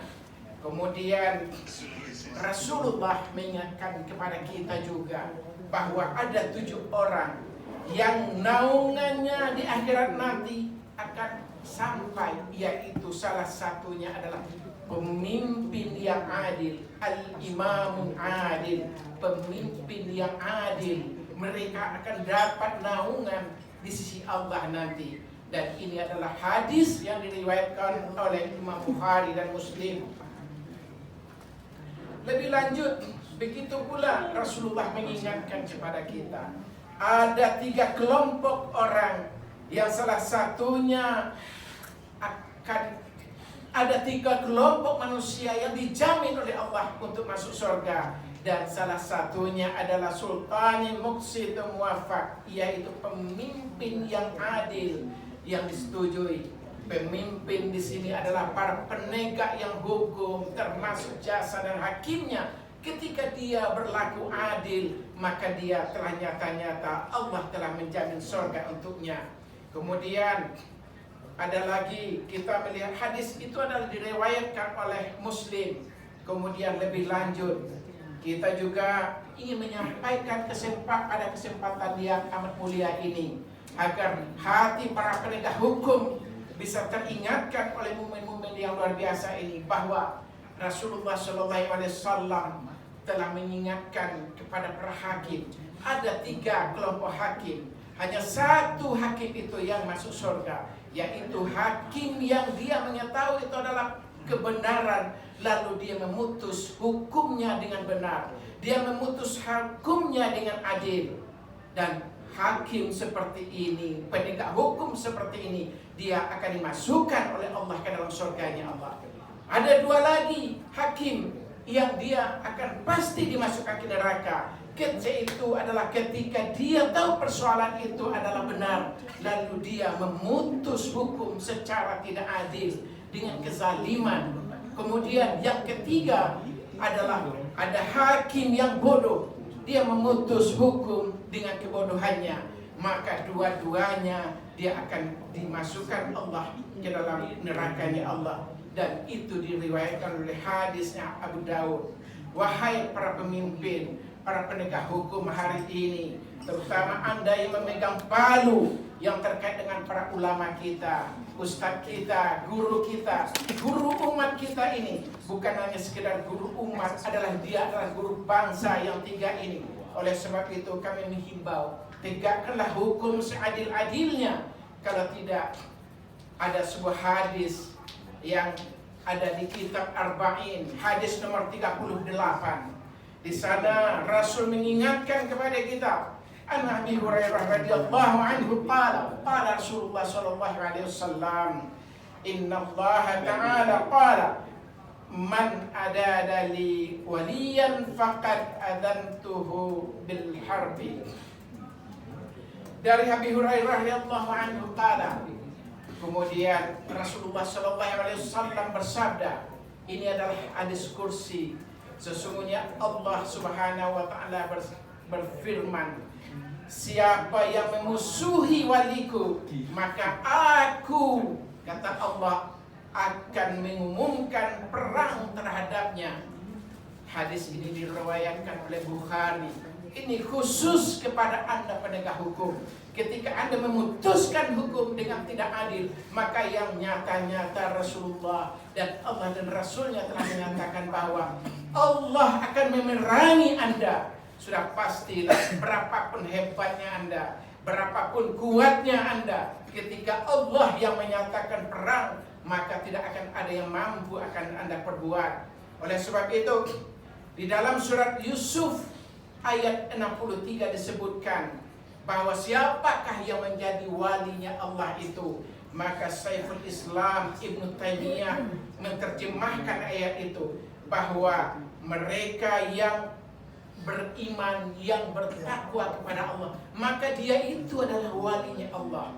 Maka sangat nyata, sangat jelas sekali bagi kita bahwa ustadz kita ini, ulama kita yang tiga ini adalah orang-orang yang kepahamannya kepada Al-Quran dan Sunnah luar biasa. Dan dia adalah orang yang beriman dan bertakwa berdasarkan surat Yunus ini 63. Maka dia sangat nyata, dia adalah walinya Allah. Oleh sebab itu, ketika Anda berlaku tidak adil, melakukan kezaliman kepada para ulama kita ini, maka sudah pasti Allah yang akan menyatakan perannya terhadap Anda. Mungkin ini yang dapat saya sampaikan. Semoga menjadi iktibar, menjadi pengingat, menjadi pelajaran buat hakim akan memutuskan perkara ini yang tidak akan lama lagi. Oleh sebab itu kami ingatkan supaya berlaku seadil-adilnya. Kalau tidak, maka bersiap-siaplah Anda. Neraka telah nyata-nyata dipersediakan Allah kepada mereka yang berlaku zalim. Apalagi zalimnya adalah kepada para ulama, kepada guru, kepada ulamanya umat Islam. Terima kasih. Sekian yang dapat saya sampaikan. Mohon maaf atas segala kekurangan. Wabillahi taufiq wal hidayah. Assalamualaikum warahmatullahi wabarakatuh. Waalaikumsalam warahmatullahi wabarakatuh. Takbir. Dan selanjutnya kita minta pandangan politik media, terutama bagaimana ributnya sosial media terhadap terorisme itu digoreng sedemikian rupa sampai pada seolah-olah tidak ada marwah lagi bagi ulama kita kalau sudah digoreng oleh buzzer-buzzer. Dan tentunya ini mengingatkan kita semua untuk bisa bergerak memberikan dukungan kepada ulama kita dalam bentuk dukungan opini melalui sosial media yang kita miliki. Ini sebenarnya menyambung apa yang disampaikan oleh Bang Refli. Memang kami menyadari dari tim hukum ini bukan sekedar pertarungan hukum, karena kalau secara hukum kita sudah bisa katakan ini harusnya tidak bisa diadili karena tidak cukup dua alat bukti. Tetapi kita tahu bahwa kekuasaan menghendaki demikian, maka karena itu yang bisa mengendalikan kekuasaan saat ini ya opini publik, dan kita butuh dukungan public opinion agar memberikan dukungan dan membersama para ustadz. Dan mudah-mudahan di 19 Desember 2022 nanti para ustadz divonis bebas atau setidaknya lepas dari segala tuntutan. Takbir. Kepada Bang Mustafa Nahrawardaya, beliau juga seorang influencer, kami minta pandangannya. Demikian. Ini yang terakhir. Oh gitu. Ini nggak live? Live. Oh live. Oh itu di mana-mana kalau. Iya, itu dia. Mantap. Biar suruh kesini aja nanti. Saya biasanya kalau ceramah di masjid luar kota itu separuh polisi. Di Sukoharjo itu pernah kajian subuh, itu separuh berseragam polisi. Lalu saya tanya, tiap 5 waktu atau hari ini saja? Hari ini saja. Coba kalau tiap 5 waktu semua. Tapi dapat pahala dong bisa orang datang ke masjid jadi. Dulu di kampung saya, depan saya itu kan masih kecil-kecil, saya kecil 5-an. Masih anak-anak tanya bapak-bapaknya. Saya ditanya mau jadi apa? Saya bilang mau jadi guru karena saya tetangga saya guru itu orangnya rapi. Sisirannya kayak antum gitu. Jadi saya tanya, ketika saya tanya orang tua saya itu betul Ustaz. Tapi di samping kiri saya tanya apa ya jadi tentara. Ya tentara tiap pagi di depan rumah itu ada tentara naik sepeda jengki namanya. Gagah sekali. Fotonya kayak Adira gitu. Tapi sebelah kanan saya pengen jadi polisi, ditanya, loh kok jadi polisi? Waktu itu karena jadi polisi sekali semprit itu 50.000. Jadi begitu. Kalau sekarang udah naik, ada inflasi kan, nggak 50.000 lagi. Guyon aja. Tapi memang ini job ya, bener adanya. Saya berhenti menjadi peneliti tanda petik ya, pengamat terorisme itu 2 tahun 2015 setelah kasus Siono. Karena saat itu Muhammadiyah itu mengeluarkan 6.000 menugaskan 6.000 kokam berhadapan dengan 6.000 brimob di Klaten. Jadi akhirnya diputuskanlah supaya masa itu berpecah. Saya ngisi pengajian di masjid mana Jogja itu? Jogokaryan. Supaya masa separuh dekat Klaten, separuh tetap di pemakaman. Itu waktu yang paling menegangkan bagi saya, dan saya pagi harinya berhenti dulu sementara karena serem gitu. Sekarang ikut masuk lagi nih, serem-serem lagi nih. Nggak ada lagi orang. Oh iya. Sekarang ILC ditutup. Kemudian Pak Karni membuka ILC di YouTube. Temanya buahnya terorisme, sementara agak berkurang intensitasnya. Mungkin sudah pada tobat nih para saudara ini. Sedikit sekali. Tetapi memang betul tadi catatan hampir saya dengar dari semua yang senior-senior, hampir semua peristiwa terorisme itu janggal. Janggal. Bahkan Wartawan Tempo itu pernah bertemu dengan saya ketika kasus di Jogja, pokoknya ada kasus terorisme lah. Tapi di Jakarta kedengarannya penangkapan terorisme dan kondisi meninggal gitu. Lalu Wartawan Tempo itu langsung nama medianya ya, menelpon saya, Ustadz, mungkin saya bukan Ustadz ya. Ustadz, ini saya dapat foto yang dikatakan meninggal itu masih dalam keadaan terborgol di belakang. Jadi udah bawa diborgol di belakang itu foto, dan saya minta fotonya memang betul, itu foto original. Saya coba cek di kantor saya di Menteng, betul itu original, fotonya tidak rekayasa. Tapi lagi-lagi saya sangat berhati-hati sekali, tidak semua media massa saya percaya untuk soal terorisme ini. Karena hampir semua kelompok termasuk media juga banyak penyusup dari intelijen. Jadi tidak mudah saya percaya. Di Jogja itu ada namanya Syam Organization. Itu kelompok untuk menghadirkan ustadz dari Jakarta. Rutin itu. Saya selalu, mungkin nggak terbayang ya, saya selalu bertanya berapa honornya. Kenapa? Saya berpikir kalau saya tidak tanya honor, saya dikira adalah kelompok dari itu, karena saya nggak kenal. Tiba-tiba saya ditelepon, kami dari Syam Organization ingin mengundang Anda ke Jogja, kemana, di berbagai kota. Saya harus ada honor. Kenapa? Itu bukti bahwa saya bukan bagian dari mereka. Benar, sekarang kelompok itu dibabat habis ya. Sampai kantor-kantornya orang-orangnya ada di dalam penjara sekarang.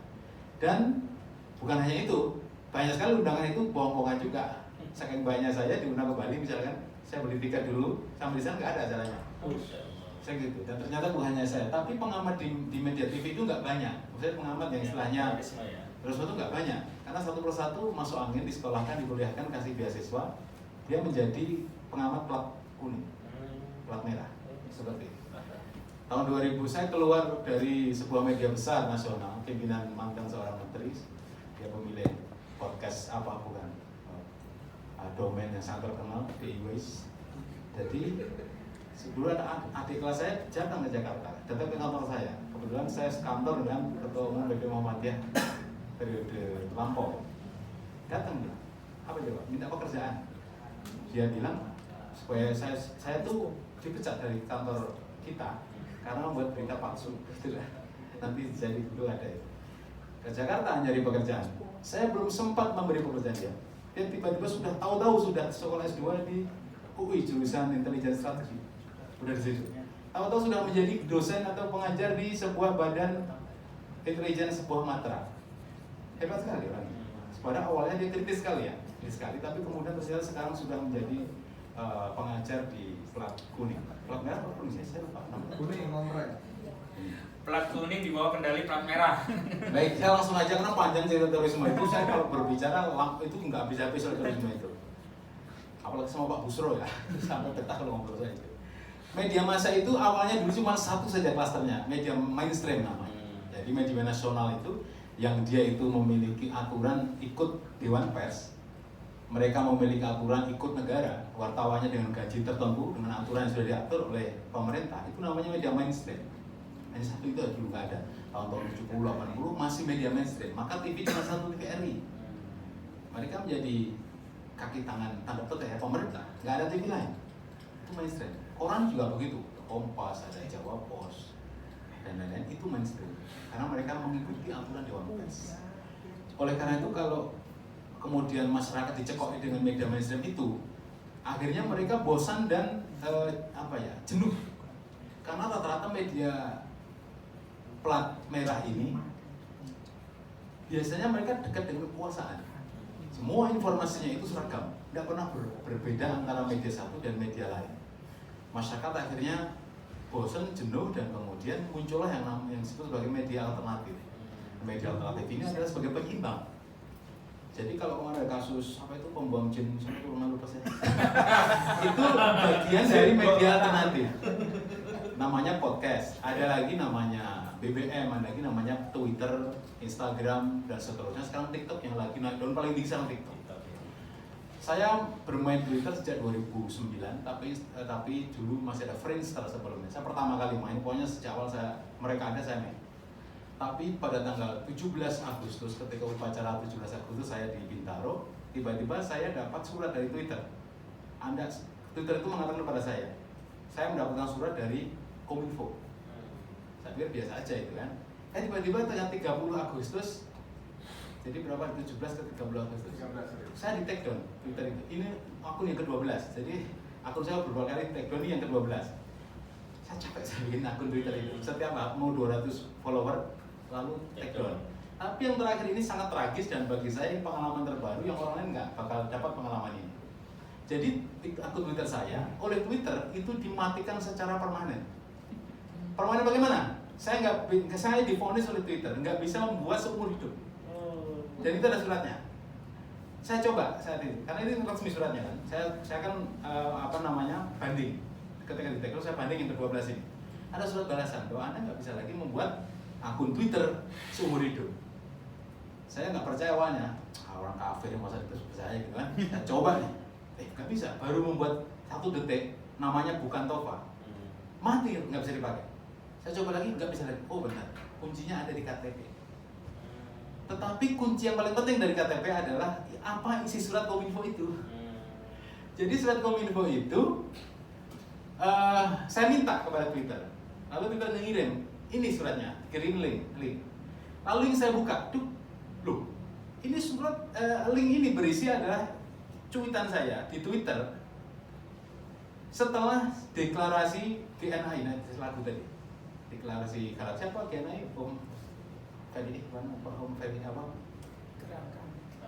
Raffi Harun, itu Galaksi, tapi saya bilang kok kayak nama perumahan gitu loh.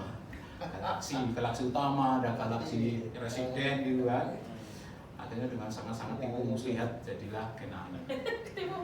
Nah, setelah GNI itu berdiri dideklarasikan, saya nge-tweet, apa ini tweetnya? Ya itu yang dikirim oleh Kominfo, dikirim ke Twitter dan dikirim kembali ke saya. Isinya itu hanya berita yang dikeluarkan oleh PBB di Amerika. Yang isinya berita itu apa coba? Mulai tanggal 15 Maret sejak 2021, PBB mengajak kepada semua negara untuk melawan Islamophobia. Itu deklarasi PBB. Kominfo kemudian mengambil link Twitter saya, dikirim ke Twitter langsung men-take down seumur hidup. Kesimpulan saya ini, kemungkinan selama ini yang terjadi bukan Twitter yang mematikan kita. Oh ya ngomong ya, saya nggak ngomong ya. Nah seperti itu. Gimana nih pemerintah? Oke. Nah, jadi pilar yang ada di pilar untuk apa ya? Sebelum saya ngomong media dan terorisme, kita itu ada semacam pilar-pilar pendukung, tapi juga bisa disalahgunakan untuk menghadang istilahnya pendegradasian terhadap karakter-karakter Islam, termasuk Muslim, ulama dan aktivis, termasuk royal. Karena ulama-ulama kita itu tadi disebut warasatil anbiya, tidak ada nabi lagi kan Rasulullah ya. Di Indonesia itu saya cara ada 5 nabi nggak pernah sukses itu. Di Indonesia itu, maka nggak sukses itu. Atau kalau 5 nabi Indonesia ada 5 nabi sampai tahun ini itu 5 dan semuanya gagal. Mulai Lia Eden, mulai Gus Jari, mulai Cecep, mulai Aman Musatik sampai Samudra siapa itu. Ada 5 dan semuanya gagal total, nggak bisa dapat nabi, apalagi Rasul gagal total. Nah, dalam sebuah buku Lodrot itu, kalau nggak salah Dunia Baru Islam, buku lama sekali. Terus itu sangat populer ketika saya masih S1 ya. Saya S1 di Surabaya. Di keluarga kami ini memang fenomena yang saya agak-agak berlawanan ya. Karena kami masih keturunan Solo, maka ada jurusan wajib S1 harus sastra Jawa. Jadi saya kuliah di jurusan itu. Lalu sempat ke berbagai negara lah untuk meneliti ya, karena semua literatur kita ada di negara tersebut. Nah, saya dapat buku yang satu itu tulisan apa tuh? Lodrot kalau nggak salah. Namanya Dunia Baru Islam kalau bahasa Indonesianya itu. Di situ ada satu kalimat yang sangat penting. Selama orang Muslim masih berangkat haji ke Mekah, maka berarti mereka umat Islam jadi musuh kita. Intinya begitu. Ya. Kemudian itu tebal sekali bukunya itu, bahasa Belanda kalau nggak salah itu. Nah itu kemudian ada dielaborasi. Intinya adalah kumpulan-kumpulan orang Islam itu ditakuti sama mereka. Pertama, sholat jamaah 5 waktu, sholat Jumat, lalu sholat subuh itu 5 waktu, sholat Jumat, lalu Idul Adha, Idul Fitri, ada umroh, dan terakhir adalah haji, di mana juta orang berkumpul di Mekah. Tapi khusus di Indonesia, ini saya tambahin dari buku itu, ada yang takut ya apa coba perkumpulan apa? 212. Jadi tambahin kalau negara kita itu, karena di situ 7 juta lebih orang berkumpul tanpa dibayar. Dan penyanyi-penyanyinya itu juga gagal untuk menyanyi 212. Saya termasuk salah satu yang ditangkap Polda Metro gara-gara dianggap membobol dokumen harta gerhana. Yang peloporan nggak main-main, namanya sangat terkenal sekali, keturunan, dan saya dipanggil cuma 2 jam saya diperiksa karena saat itu saya membantu IT tim salah satu calon di DKI dan bapaknya presiden. Jadi kayaknya nggak terlalu berani untuk sampai lebih dari 2 jam. Oke, kembali ke media. Jadi media alternatif itu akhirnya muncul secara terpaksa karena media mainstream itu bermain tanda petik, mereka beritanya itu aja, dekat dengan kekuasaan, dan mereka selalu mendukung apapun program pemerintah. Maka muncul media alternatif. Media alternatif ini tahun 2016-17 saya berkelahi di depan di wilayah TV One dengan BNPT maupun dengan Kominfo karena hampir semuanya media Islam online ditutup dengan alasan sekalian menutup media porno. Kompensasinya. Jadi semua ditutup, ya, hampir semuanya, termasuk miliknya siapa itu? Ar-Rahmah itu, si Jibril, tutup juga, gonta-ganti itu, mulai .com, .net, .info, apa, habis semua domain itu, semua ditutup. Nah di Kominfo itu ada dua kelompok yang mereka sengaja bikin namanya whitelist sama blacklist. Whitelist ini adalah semacam menyetujui bahwa ini website, domain, atau media itu positif, maka namanya whitelist, putih. Tapi ada kelompok satu lagi untuk koreksi mereka namanya blacklist. Dia bisa blacklist dan ternyata bahwa itu nggak bagus, bisa dicabut, bisa dicoret, seperti itu. Saya tahu, hampir 1 tahun ikut di dalamnya ini dan cuma ingin tahu saja ternyata seperti itu pekerjaan pemerintah kita waktu itu. Nah, maka di media itu ada istilah apa coba? Cacing menjadi naga, naga menjadi cacing. Ini menjawab pertanyaan tadi, kenapa kok berita-berita Ustadz Farid kok nggak menggema? Sedangkan berita Sambo menggema. Lalu beberapa peristiwa korupsi nggak menggema. Tapi kalau berita esek-esek yang dilakukan oleh oknum muslim menggema. Maka di situ ada istilah jargon namanya cacing jadi naga, naga dari cacing. Kalau peristiwanya kecil namanya peristiwa cacing. Mau jadikan naga atau tidak? Dengan tujuan apa? Menutupi yang lain nanti. Jadi kita kecil jadi gede. Ini siapa kalau dijadikan naga? Yaitu kalau peristiwa ini merugikan kelompok muslim, kepentingan kelompok circle muslim, maka ini akan dijadikan naga. Sebaliknya, kalau ada peristiwa meskipun besar, kalau itu merugikan Islam, menguntungkan Islam, kelompok circle dikecilkan jadi cacing. Jadi ada cacing dari naga, naga dari cacing.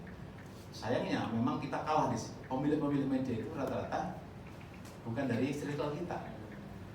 Nah, kita punya media, dan media Islam itu kan nggak ngikut, media alternatif nggak ngikut aturan Dewan Pers ya. Jadi gajinya itu ya Bismillah saja. Terus, jadi kalau meliput-liput kayak gini ini, jangan tanya berapa tanggal. Bismillah ya semua ya. Bismillah semua ini. Tapi itu dulu saya nggak tahu kalau sekarang ya, karena perubahan zaman itu juga merubah pemikiran. Sekarang Bismillah walhamdulillah. Saya nggak kenal saudara Khosinuddin, gitu kan? Awalnya nggak kenal memang ya. Dan saya di Muhammadiyah itu memang tidak semudah, maksudnya pergaulan dengan kelompok lain itu nggak semudah ormas lain. Kami sebagai garda terakhir untuk menjaga. Ketika yang lain dihajar, Muhammadiyah nggak ikut-ikutan dulu. Saya juga begitu, maksudnya ya saya nggak bergabung, maka saya masuk Mas Edi, saya nggak bakal connect, karena tim saya punya tim kecil ya. Setiap yang saya sentuh masuk penjara, dia Egi masuk penjara, Leus Sungkarisma masuk penjara, saya masuk seminggu. Edi gimana? Siapa? Edi. Iya tadi saya ceritakan, saya tidak berkomunikasi dengan dia. Kenapa? Saya nggak mau ada catatan digital itu berkonek dengan dia. Apa saya nggak tahu? Tahu saya teliti dia. Nah sayangnya dari kelompok-kelompok circle kita itu ada yang mudah masuk angin gitu, yang media ini lah. Jadi mereka kan kalau di Al-Quran itu, kalau nggak salah di Al-Baqarah di awal-awal itu kita dibagi tiga nih, mukmin, kafir, munafik. Yang golongan ketiga ini loh yang saya nggak bisa membedakan mana sih teman saya yang benar yang mana. Kalau orang mukmin kan pastilah Ki Suzana ini mukmin lah, dia baik sama saya seumur hidup bagus, muslim lurus terus, kecuali yang tidak. Kafir pasti, dia bukan Islam, menolak Islam, pasti hidupnya berseberangan. Tapi yang munafik ini, saya nggak tahu teman-teman saya ini yang mana yang munafik, karena sama pecinya kayak Pak Ismar juga, sholat juga 5 waktu, zakat juga, sama saya juga sering ketemu di TV One ngomong soal membela Islam, tapi ternyata di belakang itu mereka kumpul dengan kripo, dengan pendek, dengan seperti itu. Nah sekarang gampang, sekarang kalau dulu susah, belum ada istilah circle ya, sekarang gampang. Misalkan siapa itu namanya yang terakhir ini yang ngomong soal UAS ini siapa namanya? Oh ini Islah Bahrawi. Islah Bahrawi apa kan namanya? Islah Bahrawi. Awalnya kita kagum, wih keren. Tapi begitu dia foto bersama dengan Denny, dengan Kripo, dengan itu circle dia. Udah pasti kita ketebak. Oh berarti dia circle mereka. Gampang itu. Saya cari di Twitternya. Yang pertama dia bikin dan dia nggak bisa masuk login lagi. Ternyata dia nulis di bio-nya itu, aku adalah Muslim liberal, Islah Bahrawi. Banyak orang ngasih data ke saya soal mereka itu. Salah satunya adalah, oh dia tuh mantan napi. Ya adalah ngasih data ke saya itu dari orang yang tahu betul, tahu. Dia akui. Dia pernah jadi ahli di kasus surat. Oh gitu ya? Iya, jadi ahli. Jadi ini ahli yang memberatkan Ustaz. Ini nggak tahu loh, kan ini kan terkait kan. Jadi saya setiap ceramah di saya tanya ini panitia DKM nih, ini live apa enggak? Ini Enggak, live. kalau live hati-hati banget. Oh enggak live, tapi direkam enggak? Rekam, hati-hati lagi. Terus ada yang ngomong begini, enggak kok ini internal aja gitu. Kalau internal itu terbuka ngomong apa adanya demi kita semua itu. Seminggu kemudian, sepekan kemudian telepon panitianya. Ustaz ini bagus sih kalau saya upload di YouTube, waduh, serem banget itu. Jadi sekarang hati-hati, karena produk kita di masjid itu menjadi produk internasional ketika kemudian ini diupload di media sosial di YouTube. Yang nonton seluruh Indonesia dan mohon maaf nih, musuh-musuh kita, ya, termasuk para mungkin cyber gelap yang ingin menjerat kita. Mereka punya terapan politik ya, jadi politik penjebakan. Mereka akan meliti suara-suara kita di media sosial.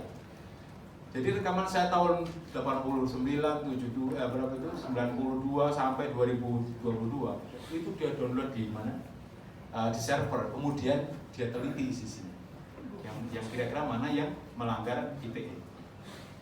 Makanya karena kita nggak ngerti, saya juga nggak ngerti mana yang munafik, mana yang enggak. Islamofobia itu terkait dengan terorisme, karena akar-akarnya dari sana Islamofobia itu. Maka apa istilahnya? Penyusup-penyusup ini nggak bisa kita ketahui dengan jelas karena mereka bekerja dengan dibayar atau dikendalikan oleh kelompok-kelompok. Saya selalu bilang terorisme itu ada karena ada saudara, ada pendana, ada pelatih, ada operatornya. Tanpa itu nggak akan jalan. Dan mereka ada anggaran ya. Kalau nggak ada anggaran mana mungkin mereka bisa membuat bom kemudian tiba-tiba ngebom kemarin. Apalagi kemudian bagaimana sutradara itu merekayasa bom suami, istri, anak meledak dalam waktu bersamaan di Surabaya.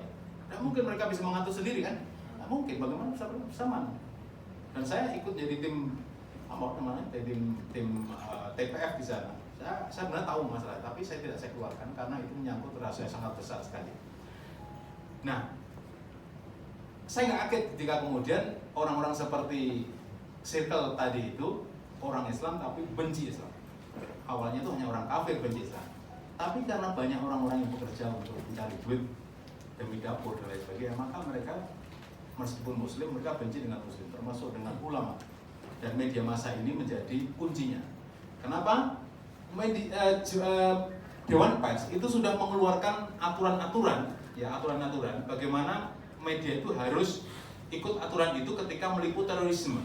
Misalkan yang pertama, karena terorisme itu adalah kejadian extraordinary crime, ya terhadap kemanusiaan, Maka wartawan itu tidak boleh dalam beritanya mengaitkan pekerjaannya atau perbuatannya dengan agamanya.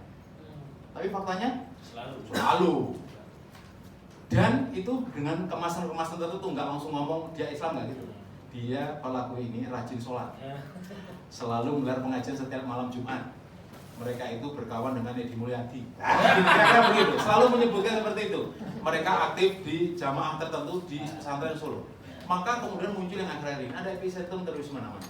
Kalau kota, ini sudah diungkapkan di kelompok tertentu. Kalau kota, Solo sebagai epicentrum terorisme. Kalau kota, pesantren adalah ngerugi. Lawyer, Kosidudin. Jadi sudah dikelompok seperti itu. Bangga sekali ya. Maka lawyer itu termasuk salah satu pilar. Selain juga media, penegak hukum itu sendiri, media massa, kemudian juga tentang ekonomi. Kenapa ekonomi? Semua terduga terorisme yang sudah keluar dari penjara itu ditutup semua kesempatan pekerjaannya. Ada salah seorang mantan terorisme nelpon saya dari Medan. Saya melamar jadi karyawan apa itu namanya ayam penyet. Sepekan kemudian si pemilik ayam penyet datangi oleh oknum. Itu dulu teroris sudah keluar, dipecat ya.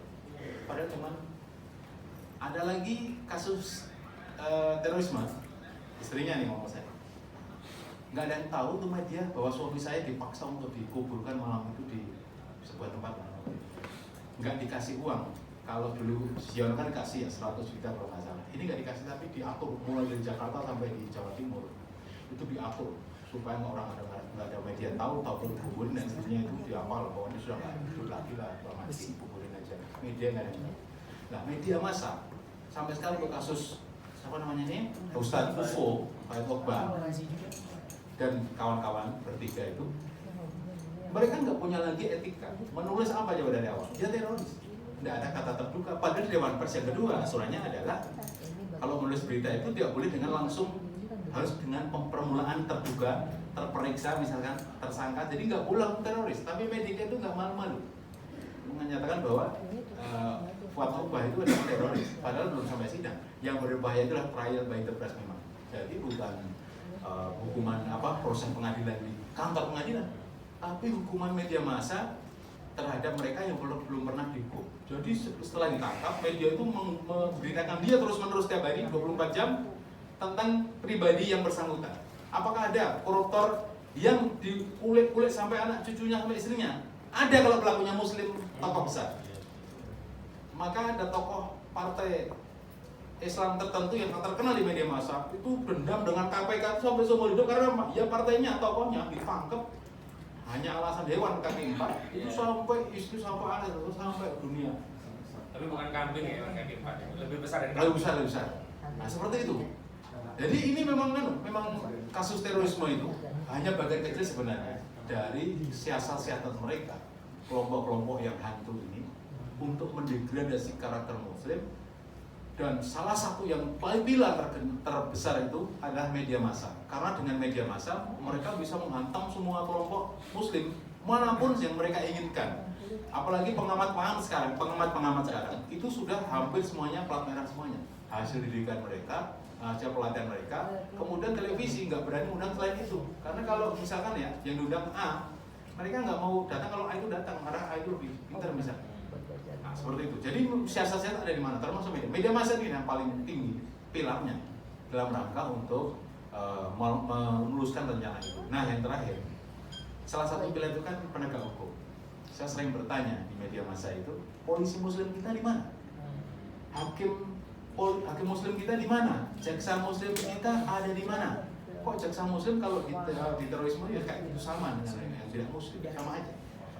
Jadi ini saya ini terakhir saya ngomong ini. Saya juga bertanya, lawyer muslim kita yang biasa terkenal di media massa untuk mendampingi terorisme sekarang pada di mana? Kenapa kalian sekarang muncul? Yang lama-lama di mana? Mana kita tahu? Saya pengen Anda berkumpul dengan mereka, maksudnya mereka cari dong. Kok sekarang pada hilang-hilang kemana gitu kan? Saya beberapa kali jadi saksi ahli di terorisme atau kemarin Roy Suryo atau apa? Barangkali sudah terbina. Saya nggak tahu. Tapi maksud saya mungkin ini PR bagi kita. Yang hilang-hilang ini tolong Mas Kozinuddin dihubungi silaturahim. Kemarin kita kumpul kapan-kapan, berkumpul suatu tempat. Pasang iklan. Saya tuh terakhir lagi menutup. Kalau dia ada alat gitu loh, ya siapa yang canggih teknologi, bikin alat kayak tester gitu loh. Misalkan gini, munafik. Muslim, itu enak itu. Haram. Tapi untuk kita bukan hal haram itu tadi. Munafik. Momen. Munafik. Ya, ketawa jadi kayak gini kayak Muslim di tester. Munafik ternyata gitu kan. Nah, pengalaman yang terakhir lagi menutup siapa Pak? Bukan Pak, siapa namanya? Pak Sambo. Iya, dari Sambo. Kemarin ditanya no, kenapa lu bilang rencana lu itu apa namanya? Skenario memakai tembak menembak. Siapa dia sangat pelan dia ngomong. Karena saya perkap 2009 yang menyelamatkan aparat itu adalah jika kita melindungi nyawa aparat dan juga masyarakat. Maka di skenario-nya adalah tembak menembak. Saya jadi ingat film Mata 50. Seperti itulah, pokoknya begitulah. Sebenarnya ini kasus Sambo ini menjadi pelajaran kita semua. Kita dapat mengambil pelajaran sebanyak-banyak terhadap kasus ini. Dan kalau Mas Rozidin nanti bisa mengumpulkan itu semua, itu menjadi novel untuk Mata 50. Saya kira itu saja pembukanya. Terima kasih. Assalamualaikum warahmatullahi wabarakatuh. Waalaikumsalam warahmatullahi wabarakatuh. Luar biasa. Kayaknya perlu forum khusus nanti ya biar kita dapat ilmu banyak dari Bang Mustafa. Dan memang apa yang beliau sampaikan itu kita rasakan, cuman kita memformulasikan itu bingung gitu loh. Kita rasain tapi mendeskripsikannya bingung ya. Inilah pentingnya orang berpengalaman dan ahli sehingga bisa menjelaskan apa sih yang terjadi hari ini. Terima kasih Bang Mustafa, dan insya Allah bagi kita semua tentu saja secara zahir sebagai sesama orang muslim kita husnuzon. Maka saya selalu ketika mengundang orang itu saya yakini ini mukmin Islam sehingga kita bersama-sama untuk berjuang.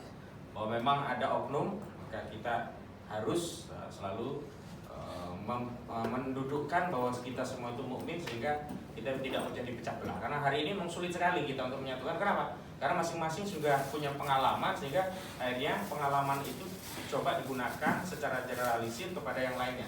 Dan itu yang diinginkan oleh rezim. Kita terpecah belah, kita saling berpraduga, ya kita saling kemudian bersangka. Dan mudah-mudahan ini forum yang mengawali kita bisa mengumpulkan apa yang selama ini berserak. Dan alhamdulillah Bang Mustafa setelah lama tadi kita bisa kumpul lagi di sini dan luar biasa kita dapat ilmu dan pencerahan dari beliau. Dan ini yang terakhir pandangan dari senior kita Bang Egy Sujana, dan mudah-mudahan dengan pandangan-pandangan beliau ini juga bisa jadi pertimbangan dari majelis hakim dan juga aparat penegak hukum lainnya agar tidak ya siapa? Beliau. Iya, di bintang 7 ini. Punya 16 ya. Kepada Profesor Dr. Egy Sujana SHMA, kami persilakan selaku Ketua Umum TPUA. Takbir! Allahu Akbar. Terima kasih Adinda Ahmad Rosinuddin. Bismillahirrahmanirrahim. Assalamualaikum warahmatullahi wabarakatuh. Waalaikumsalam. Dalam formulasi yang bisa kita dapati malam ini, setidaknya menurut teori yang saya bangun, Osdibir, insya Allah bisa ketemu bahwa konstruksi hukum yang saya pahami dibangun dalam dua hal dasar yang penting, yaitu logika dan moral. Jadi muatannya harus ada dimensi moral dan dimensi logika atau pola pikir. Pola pikir saya membatasi dalam pengertian OS itu objektif, sistematis, toleran. Dalam perspektif moralnya adalah jujur, benar, adil. Sayangnya orang selalu ingin mencapai adil, tapi tidak melalui proses yang benar. Dan mau dapat kebenaran tapi tidak melihat kejujuran. Padahal itu satu rangkaian yang tidak bisa dipisah. Ya, kalau jujur pasti benar, kalau benar pasti adil. Oleh karena itu, dalam bangunan moral dan logika dikaitkan dengan kasus terorisme, itu harus ada tambahannya lagi di samping menjadi fakta, hukum, data hukum, dan logika hukum. Tambahannya lagi dalil. Dalil-dalil tadi sudah banyak dari Ustaz kita yang menerangkan tentang itu. Tapi yang belum terungkap menurut saya, logika yang sederhananya tentang terorisme ini bukanlah berasal dari yang dimotivasi atau yang didorong oleh ajaran Islam. Karena ajaran Islam rahmatan lil alamin. Jadi logika berikutnya, bagaimana orang mau dituduh teroris dalam perspektif Islam? Senyum saja ibadah. Pindahin duri, paku atau apa yang menghambat di jalan ke pinggir itu ibadah. Nyambut tamu, kasih minum ini ibadah. Sedekah ibadah. Bagaimana mungkin pasang bom sembarangan boleh?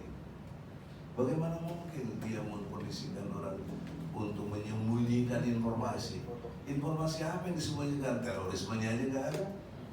Itu logika hukum yang sangat jelas dibarengi dengan dalil yang ada, baik Quran dan Sunnah. Tidak ada contoh. Tambah lagi satu lagi pendekatannya yang saya sarankan di samping Al-Quran, Sunnah Rasul, dan uswah. Jadi uswah itu harus jadi tampilan metode yang harus kita berikan. Karena tidak ada satu pendekatan uswah yang dilakukan spot. Spot istilah saya sifat, pikiran, ucapan, tindakan dari Nabi Muhammad Sallallahu Alaihi Wasallam.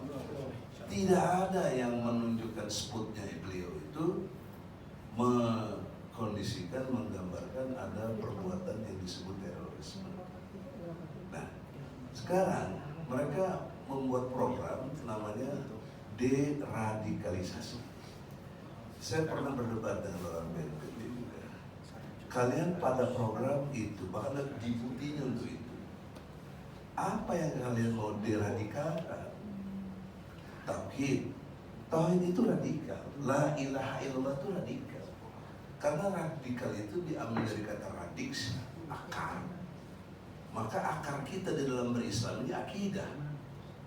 Jadi orang yang berakidah itu orang radikal dan pasti berjiwanya merdeka.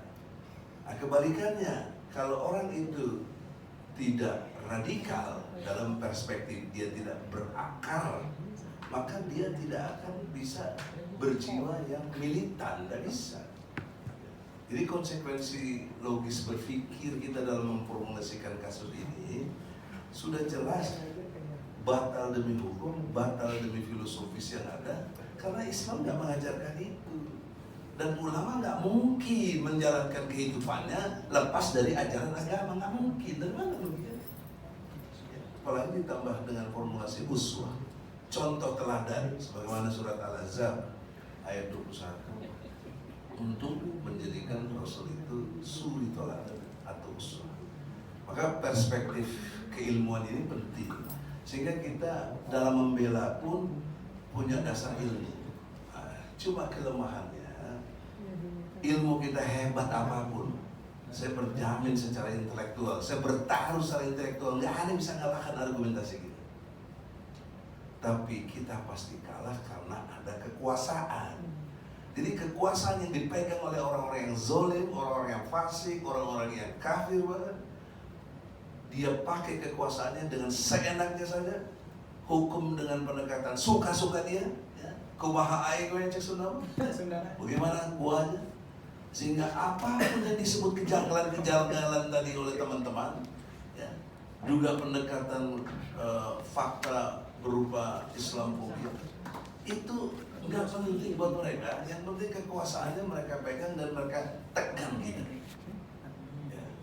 Yang kita alami misalnya kasus ijazah palsu dari Jokowi, kita bela Gus Dur.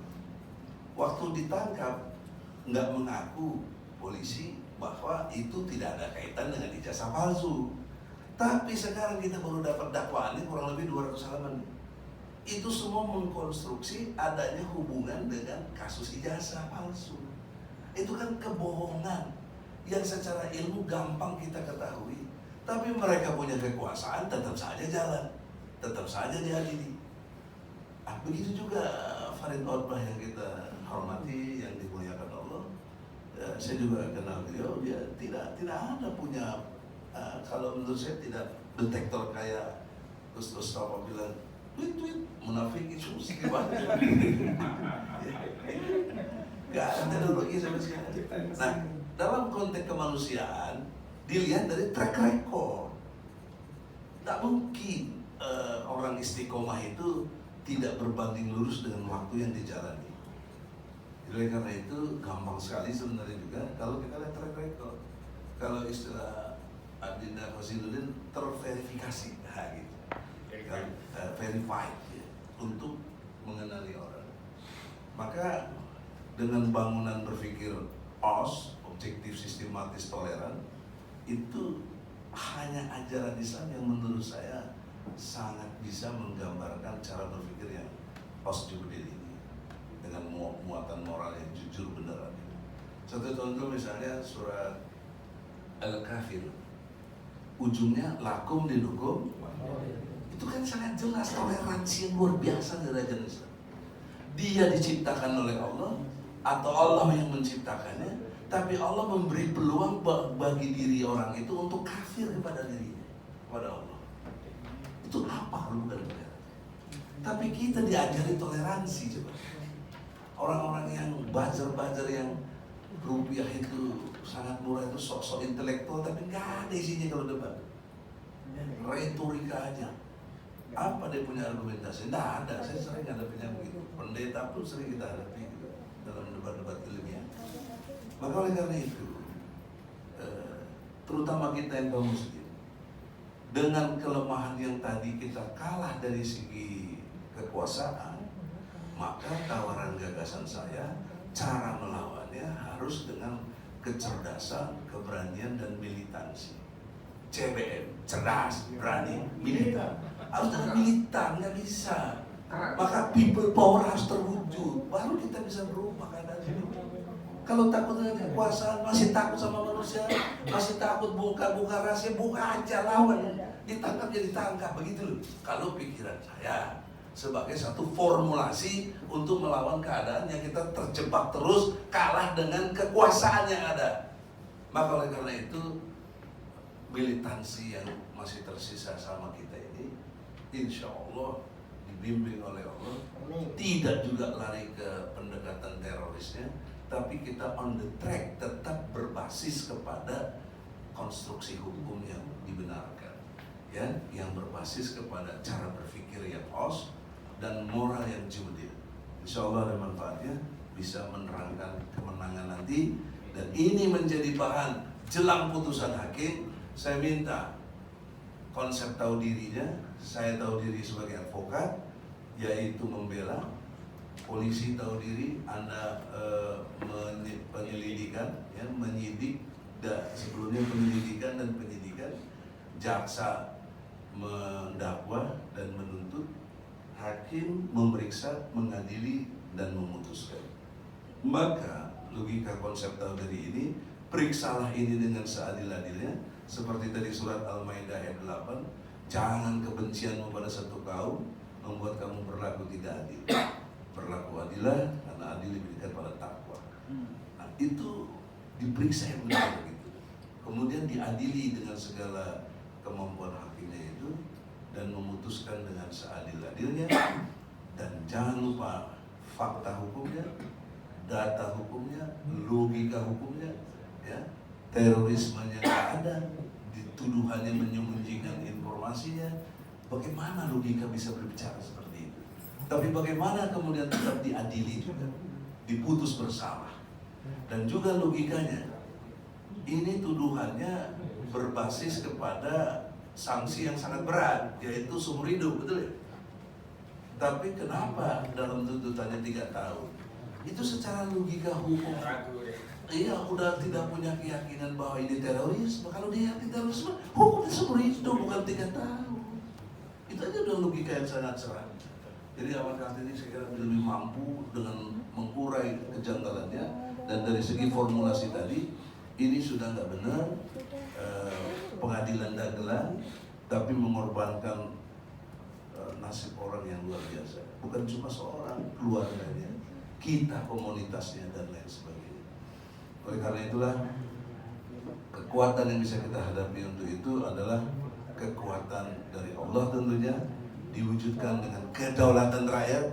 Kedaulatan rakyat di negeri kita yang dijamin ini adalah dengan people power, insya Allah. Assalamualaikum warahmatullahi wabarakatuh. Baik, tibalah kita pada akhir acara dan memang pada akhirnya Palu Hakim lah yang akan memberikan keputusan. Tapi kita meyakini bahwa hakim tidak akan mengetuk palunya tanpa izin dari Allah Subhanahu wa taala. Dan apa yang kita lakukan ini adalah ikhtiar maksimal kita untuk mengetuk pintu langit agar Allah Subhanahu wa taala ya menurunkan pertolongan kepada kita semua dan memberikan kebebasan kepada para ustadz kita, baik Ustadz Farid Ahmad Uqbah, Ustadz Ahmad Zain An-Najah dan Ustadz Anung Al-Hamad. Tapi terlepas apapun putusannya, kita meyakini bahwa apa yang kita lakukan ini adalah kemenangan, di mana kita sudah bisa menang melawan ketakutan-ketakutan kita untuk menyuarakan kebenaran.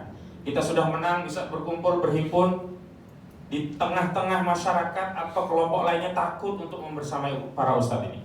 Kita menang, kita mampu menyuarakan kebenaran di tengah-tengah masyarakat justru takut untuk berkata jujur dan berkata benar. Hari ini adalah hari di mana fitnah itu merajalela. Yang bohong justru dibenarkan, yang benar justru dianggap bohong. Saya mengingat hadis Nabi Shallallahu Alaihi Wasallam, sayati ala nasi sanawatun khoda'atun, yusaddiquna fiyal kadhib wa yukadzibuna fiyal shadiq, wa yutamanu fiyal ha'in wa yuhawanu fiyal amin. Wa makila qaulu ruwaibidah, wa maruwaibidah ar-rajulu tafi fi amril amma. Jadi akan datang suatu zaman di mana orang yang benar didustakan, orang yang dusta dibenarkan. Pengkhianat diberi amanah, orang yang jujur amanah justru dianggap pengkhianat. Maka saat itu akan ada ruwaibidah, ya. Para ruwaibidah bicara, kemudian para sahabat bertanya, karena ini redaksi baru ketika itu. Fama ruwaibidah, apa itu ruwaibidah? Ini orang bodoh yang ngurusi urusan publik, nggak ngerti urusan, ditanya obligasi itu apa, tapi ngurusi urusan publik. Jadi hari ini fenomena ruwaibidah itu sudah luar biasa. Tapi kita masih berharap bahwa majelis hakim yang mengadili perkara ini tidak menjadi ruwaibidah meskipun hanya dalam kasus ini. Takbir. Hakim ini akan memberikan keadilan meskipun selama ini mereka zalim. Takbir. Hakim ini akan melanjutkan perintah Allah Subhanahu wa taala untuk menjadi wali ulama, dan kalau sampai hakim ini berani menyakiti ulama, padahal ulama itu adalah wali Allah, maka kita doakan siapapun yang berani berurusan dengan Allah, maka Allah segera turunkan bala kepada orang-orang yang berani berhadapan dengan Allah. Takbir. Dan yang terakhir saya kira kita ingin mendedikasikan apa yang kita lakukan hari ini adalah demi hari di mana nanti tidak ada pertolongan bagi kita semua. Hari di mana kita akan berhadapan dengan Allah Subhanahu wa taala, di mana Allah menjadi qadhinya. Tidak ada lagi hakim, tidak ada lagi jaksa, tidak ada lagi penolong kita kecuali amal kita di dunia. Dan kita sangat berharap apa yang kita lakukan hari ini, walaupun kecil di mata kita, bisa menolong kita nanti di hari peradilan kelak di hadapan Allah Subhanahu wa taala, dan kita mendapatkan syafaat Nabi Muhammad SAW karena telah memberikan adil meskipun kecil kepada para ulama yang dikatakan ulama itu adalah pewaris para nabi. Dan terakhir dari tim Bela Ulama Bela Islam, kami segenap tim dalam tim kasus ini, mohon maaf jika pembelaan hukum kami kurang maksimal. Kami sudah berupaya sungguh-sungguh dan pledoi sudah kami sampaikan, kita bacakan luar biasa tebal pledoi yang kita siapkan. Bang Al-Gatiri sampai tidak tidur, Bang Ismar juga sampai subuh baru selesai juga langsung berangkat lagi. Dan tentu saja ini semuanya kami niatkan dalam rangka mencari ridha Allah. Dan masih ada satu lagi, tentu saja butuh doa, karena pada akhirnya Allah yang menetapkan keputusan, dan doa-doa kaum muslimin sangat penting untuk diucapkan, disampaikan demi bebasnya para ustadz ini. Dan terakhir kami mengundang kaum muslimin untuk hadir dalam sidang yang terbuka untuk umum di Pengadilan Negeri Jakarta Timur pada hari Senin tanggal 19 Desember 2022 jam 9 biasanya dimulai. Katakan saja bahwa kita ingin hadir di sidang Ustadz Farid Uqbah. Jangan sebut sidang teroris ya, karena kita tidak pernah mengakui ustadz-ustadz kita ini adalah teroris. Baik, terakhir kita tutup dengan doa kifaratul majelis. Semoga jika ada kesalahan dari majelis ini diampuni Allah, kita dijaga oleh Allah Subhanahu wa taala, dan semoga jika ada kebaikan dicatat sebagai pahala. Amin ya rabbal alamin. Subhanakallahumma wa bihamdika asyhadu an la ilaha illa anta astaghfiruka wa atubu ilaik. Billahi musabil haq fastabiqul khairat wallahu muwaffiq ila aqwamit thoriq. Wassalamualaikum warahmatullahi wabarakatuh.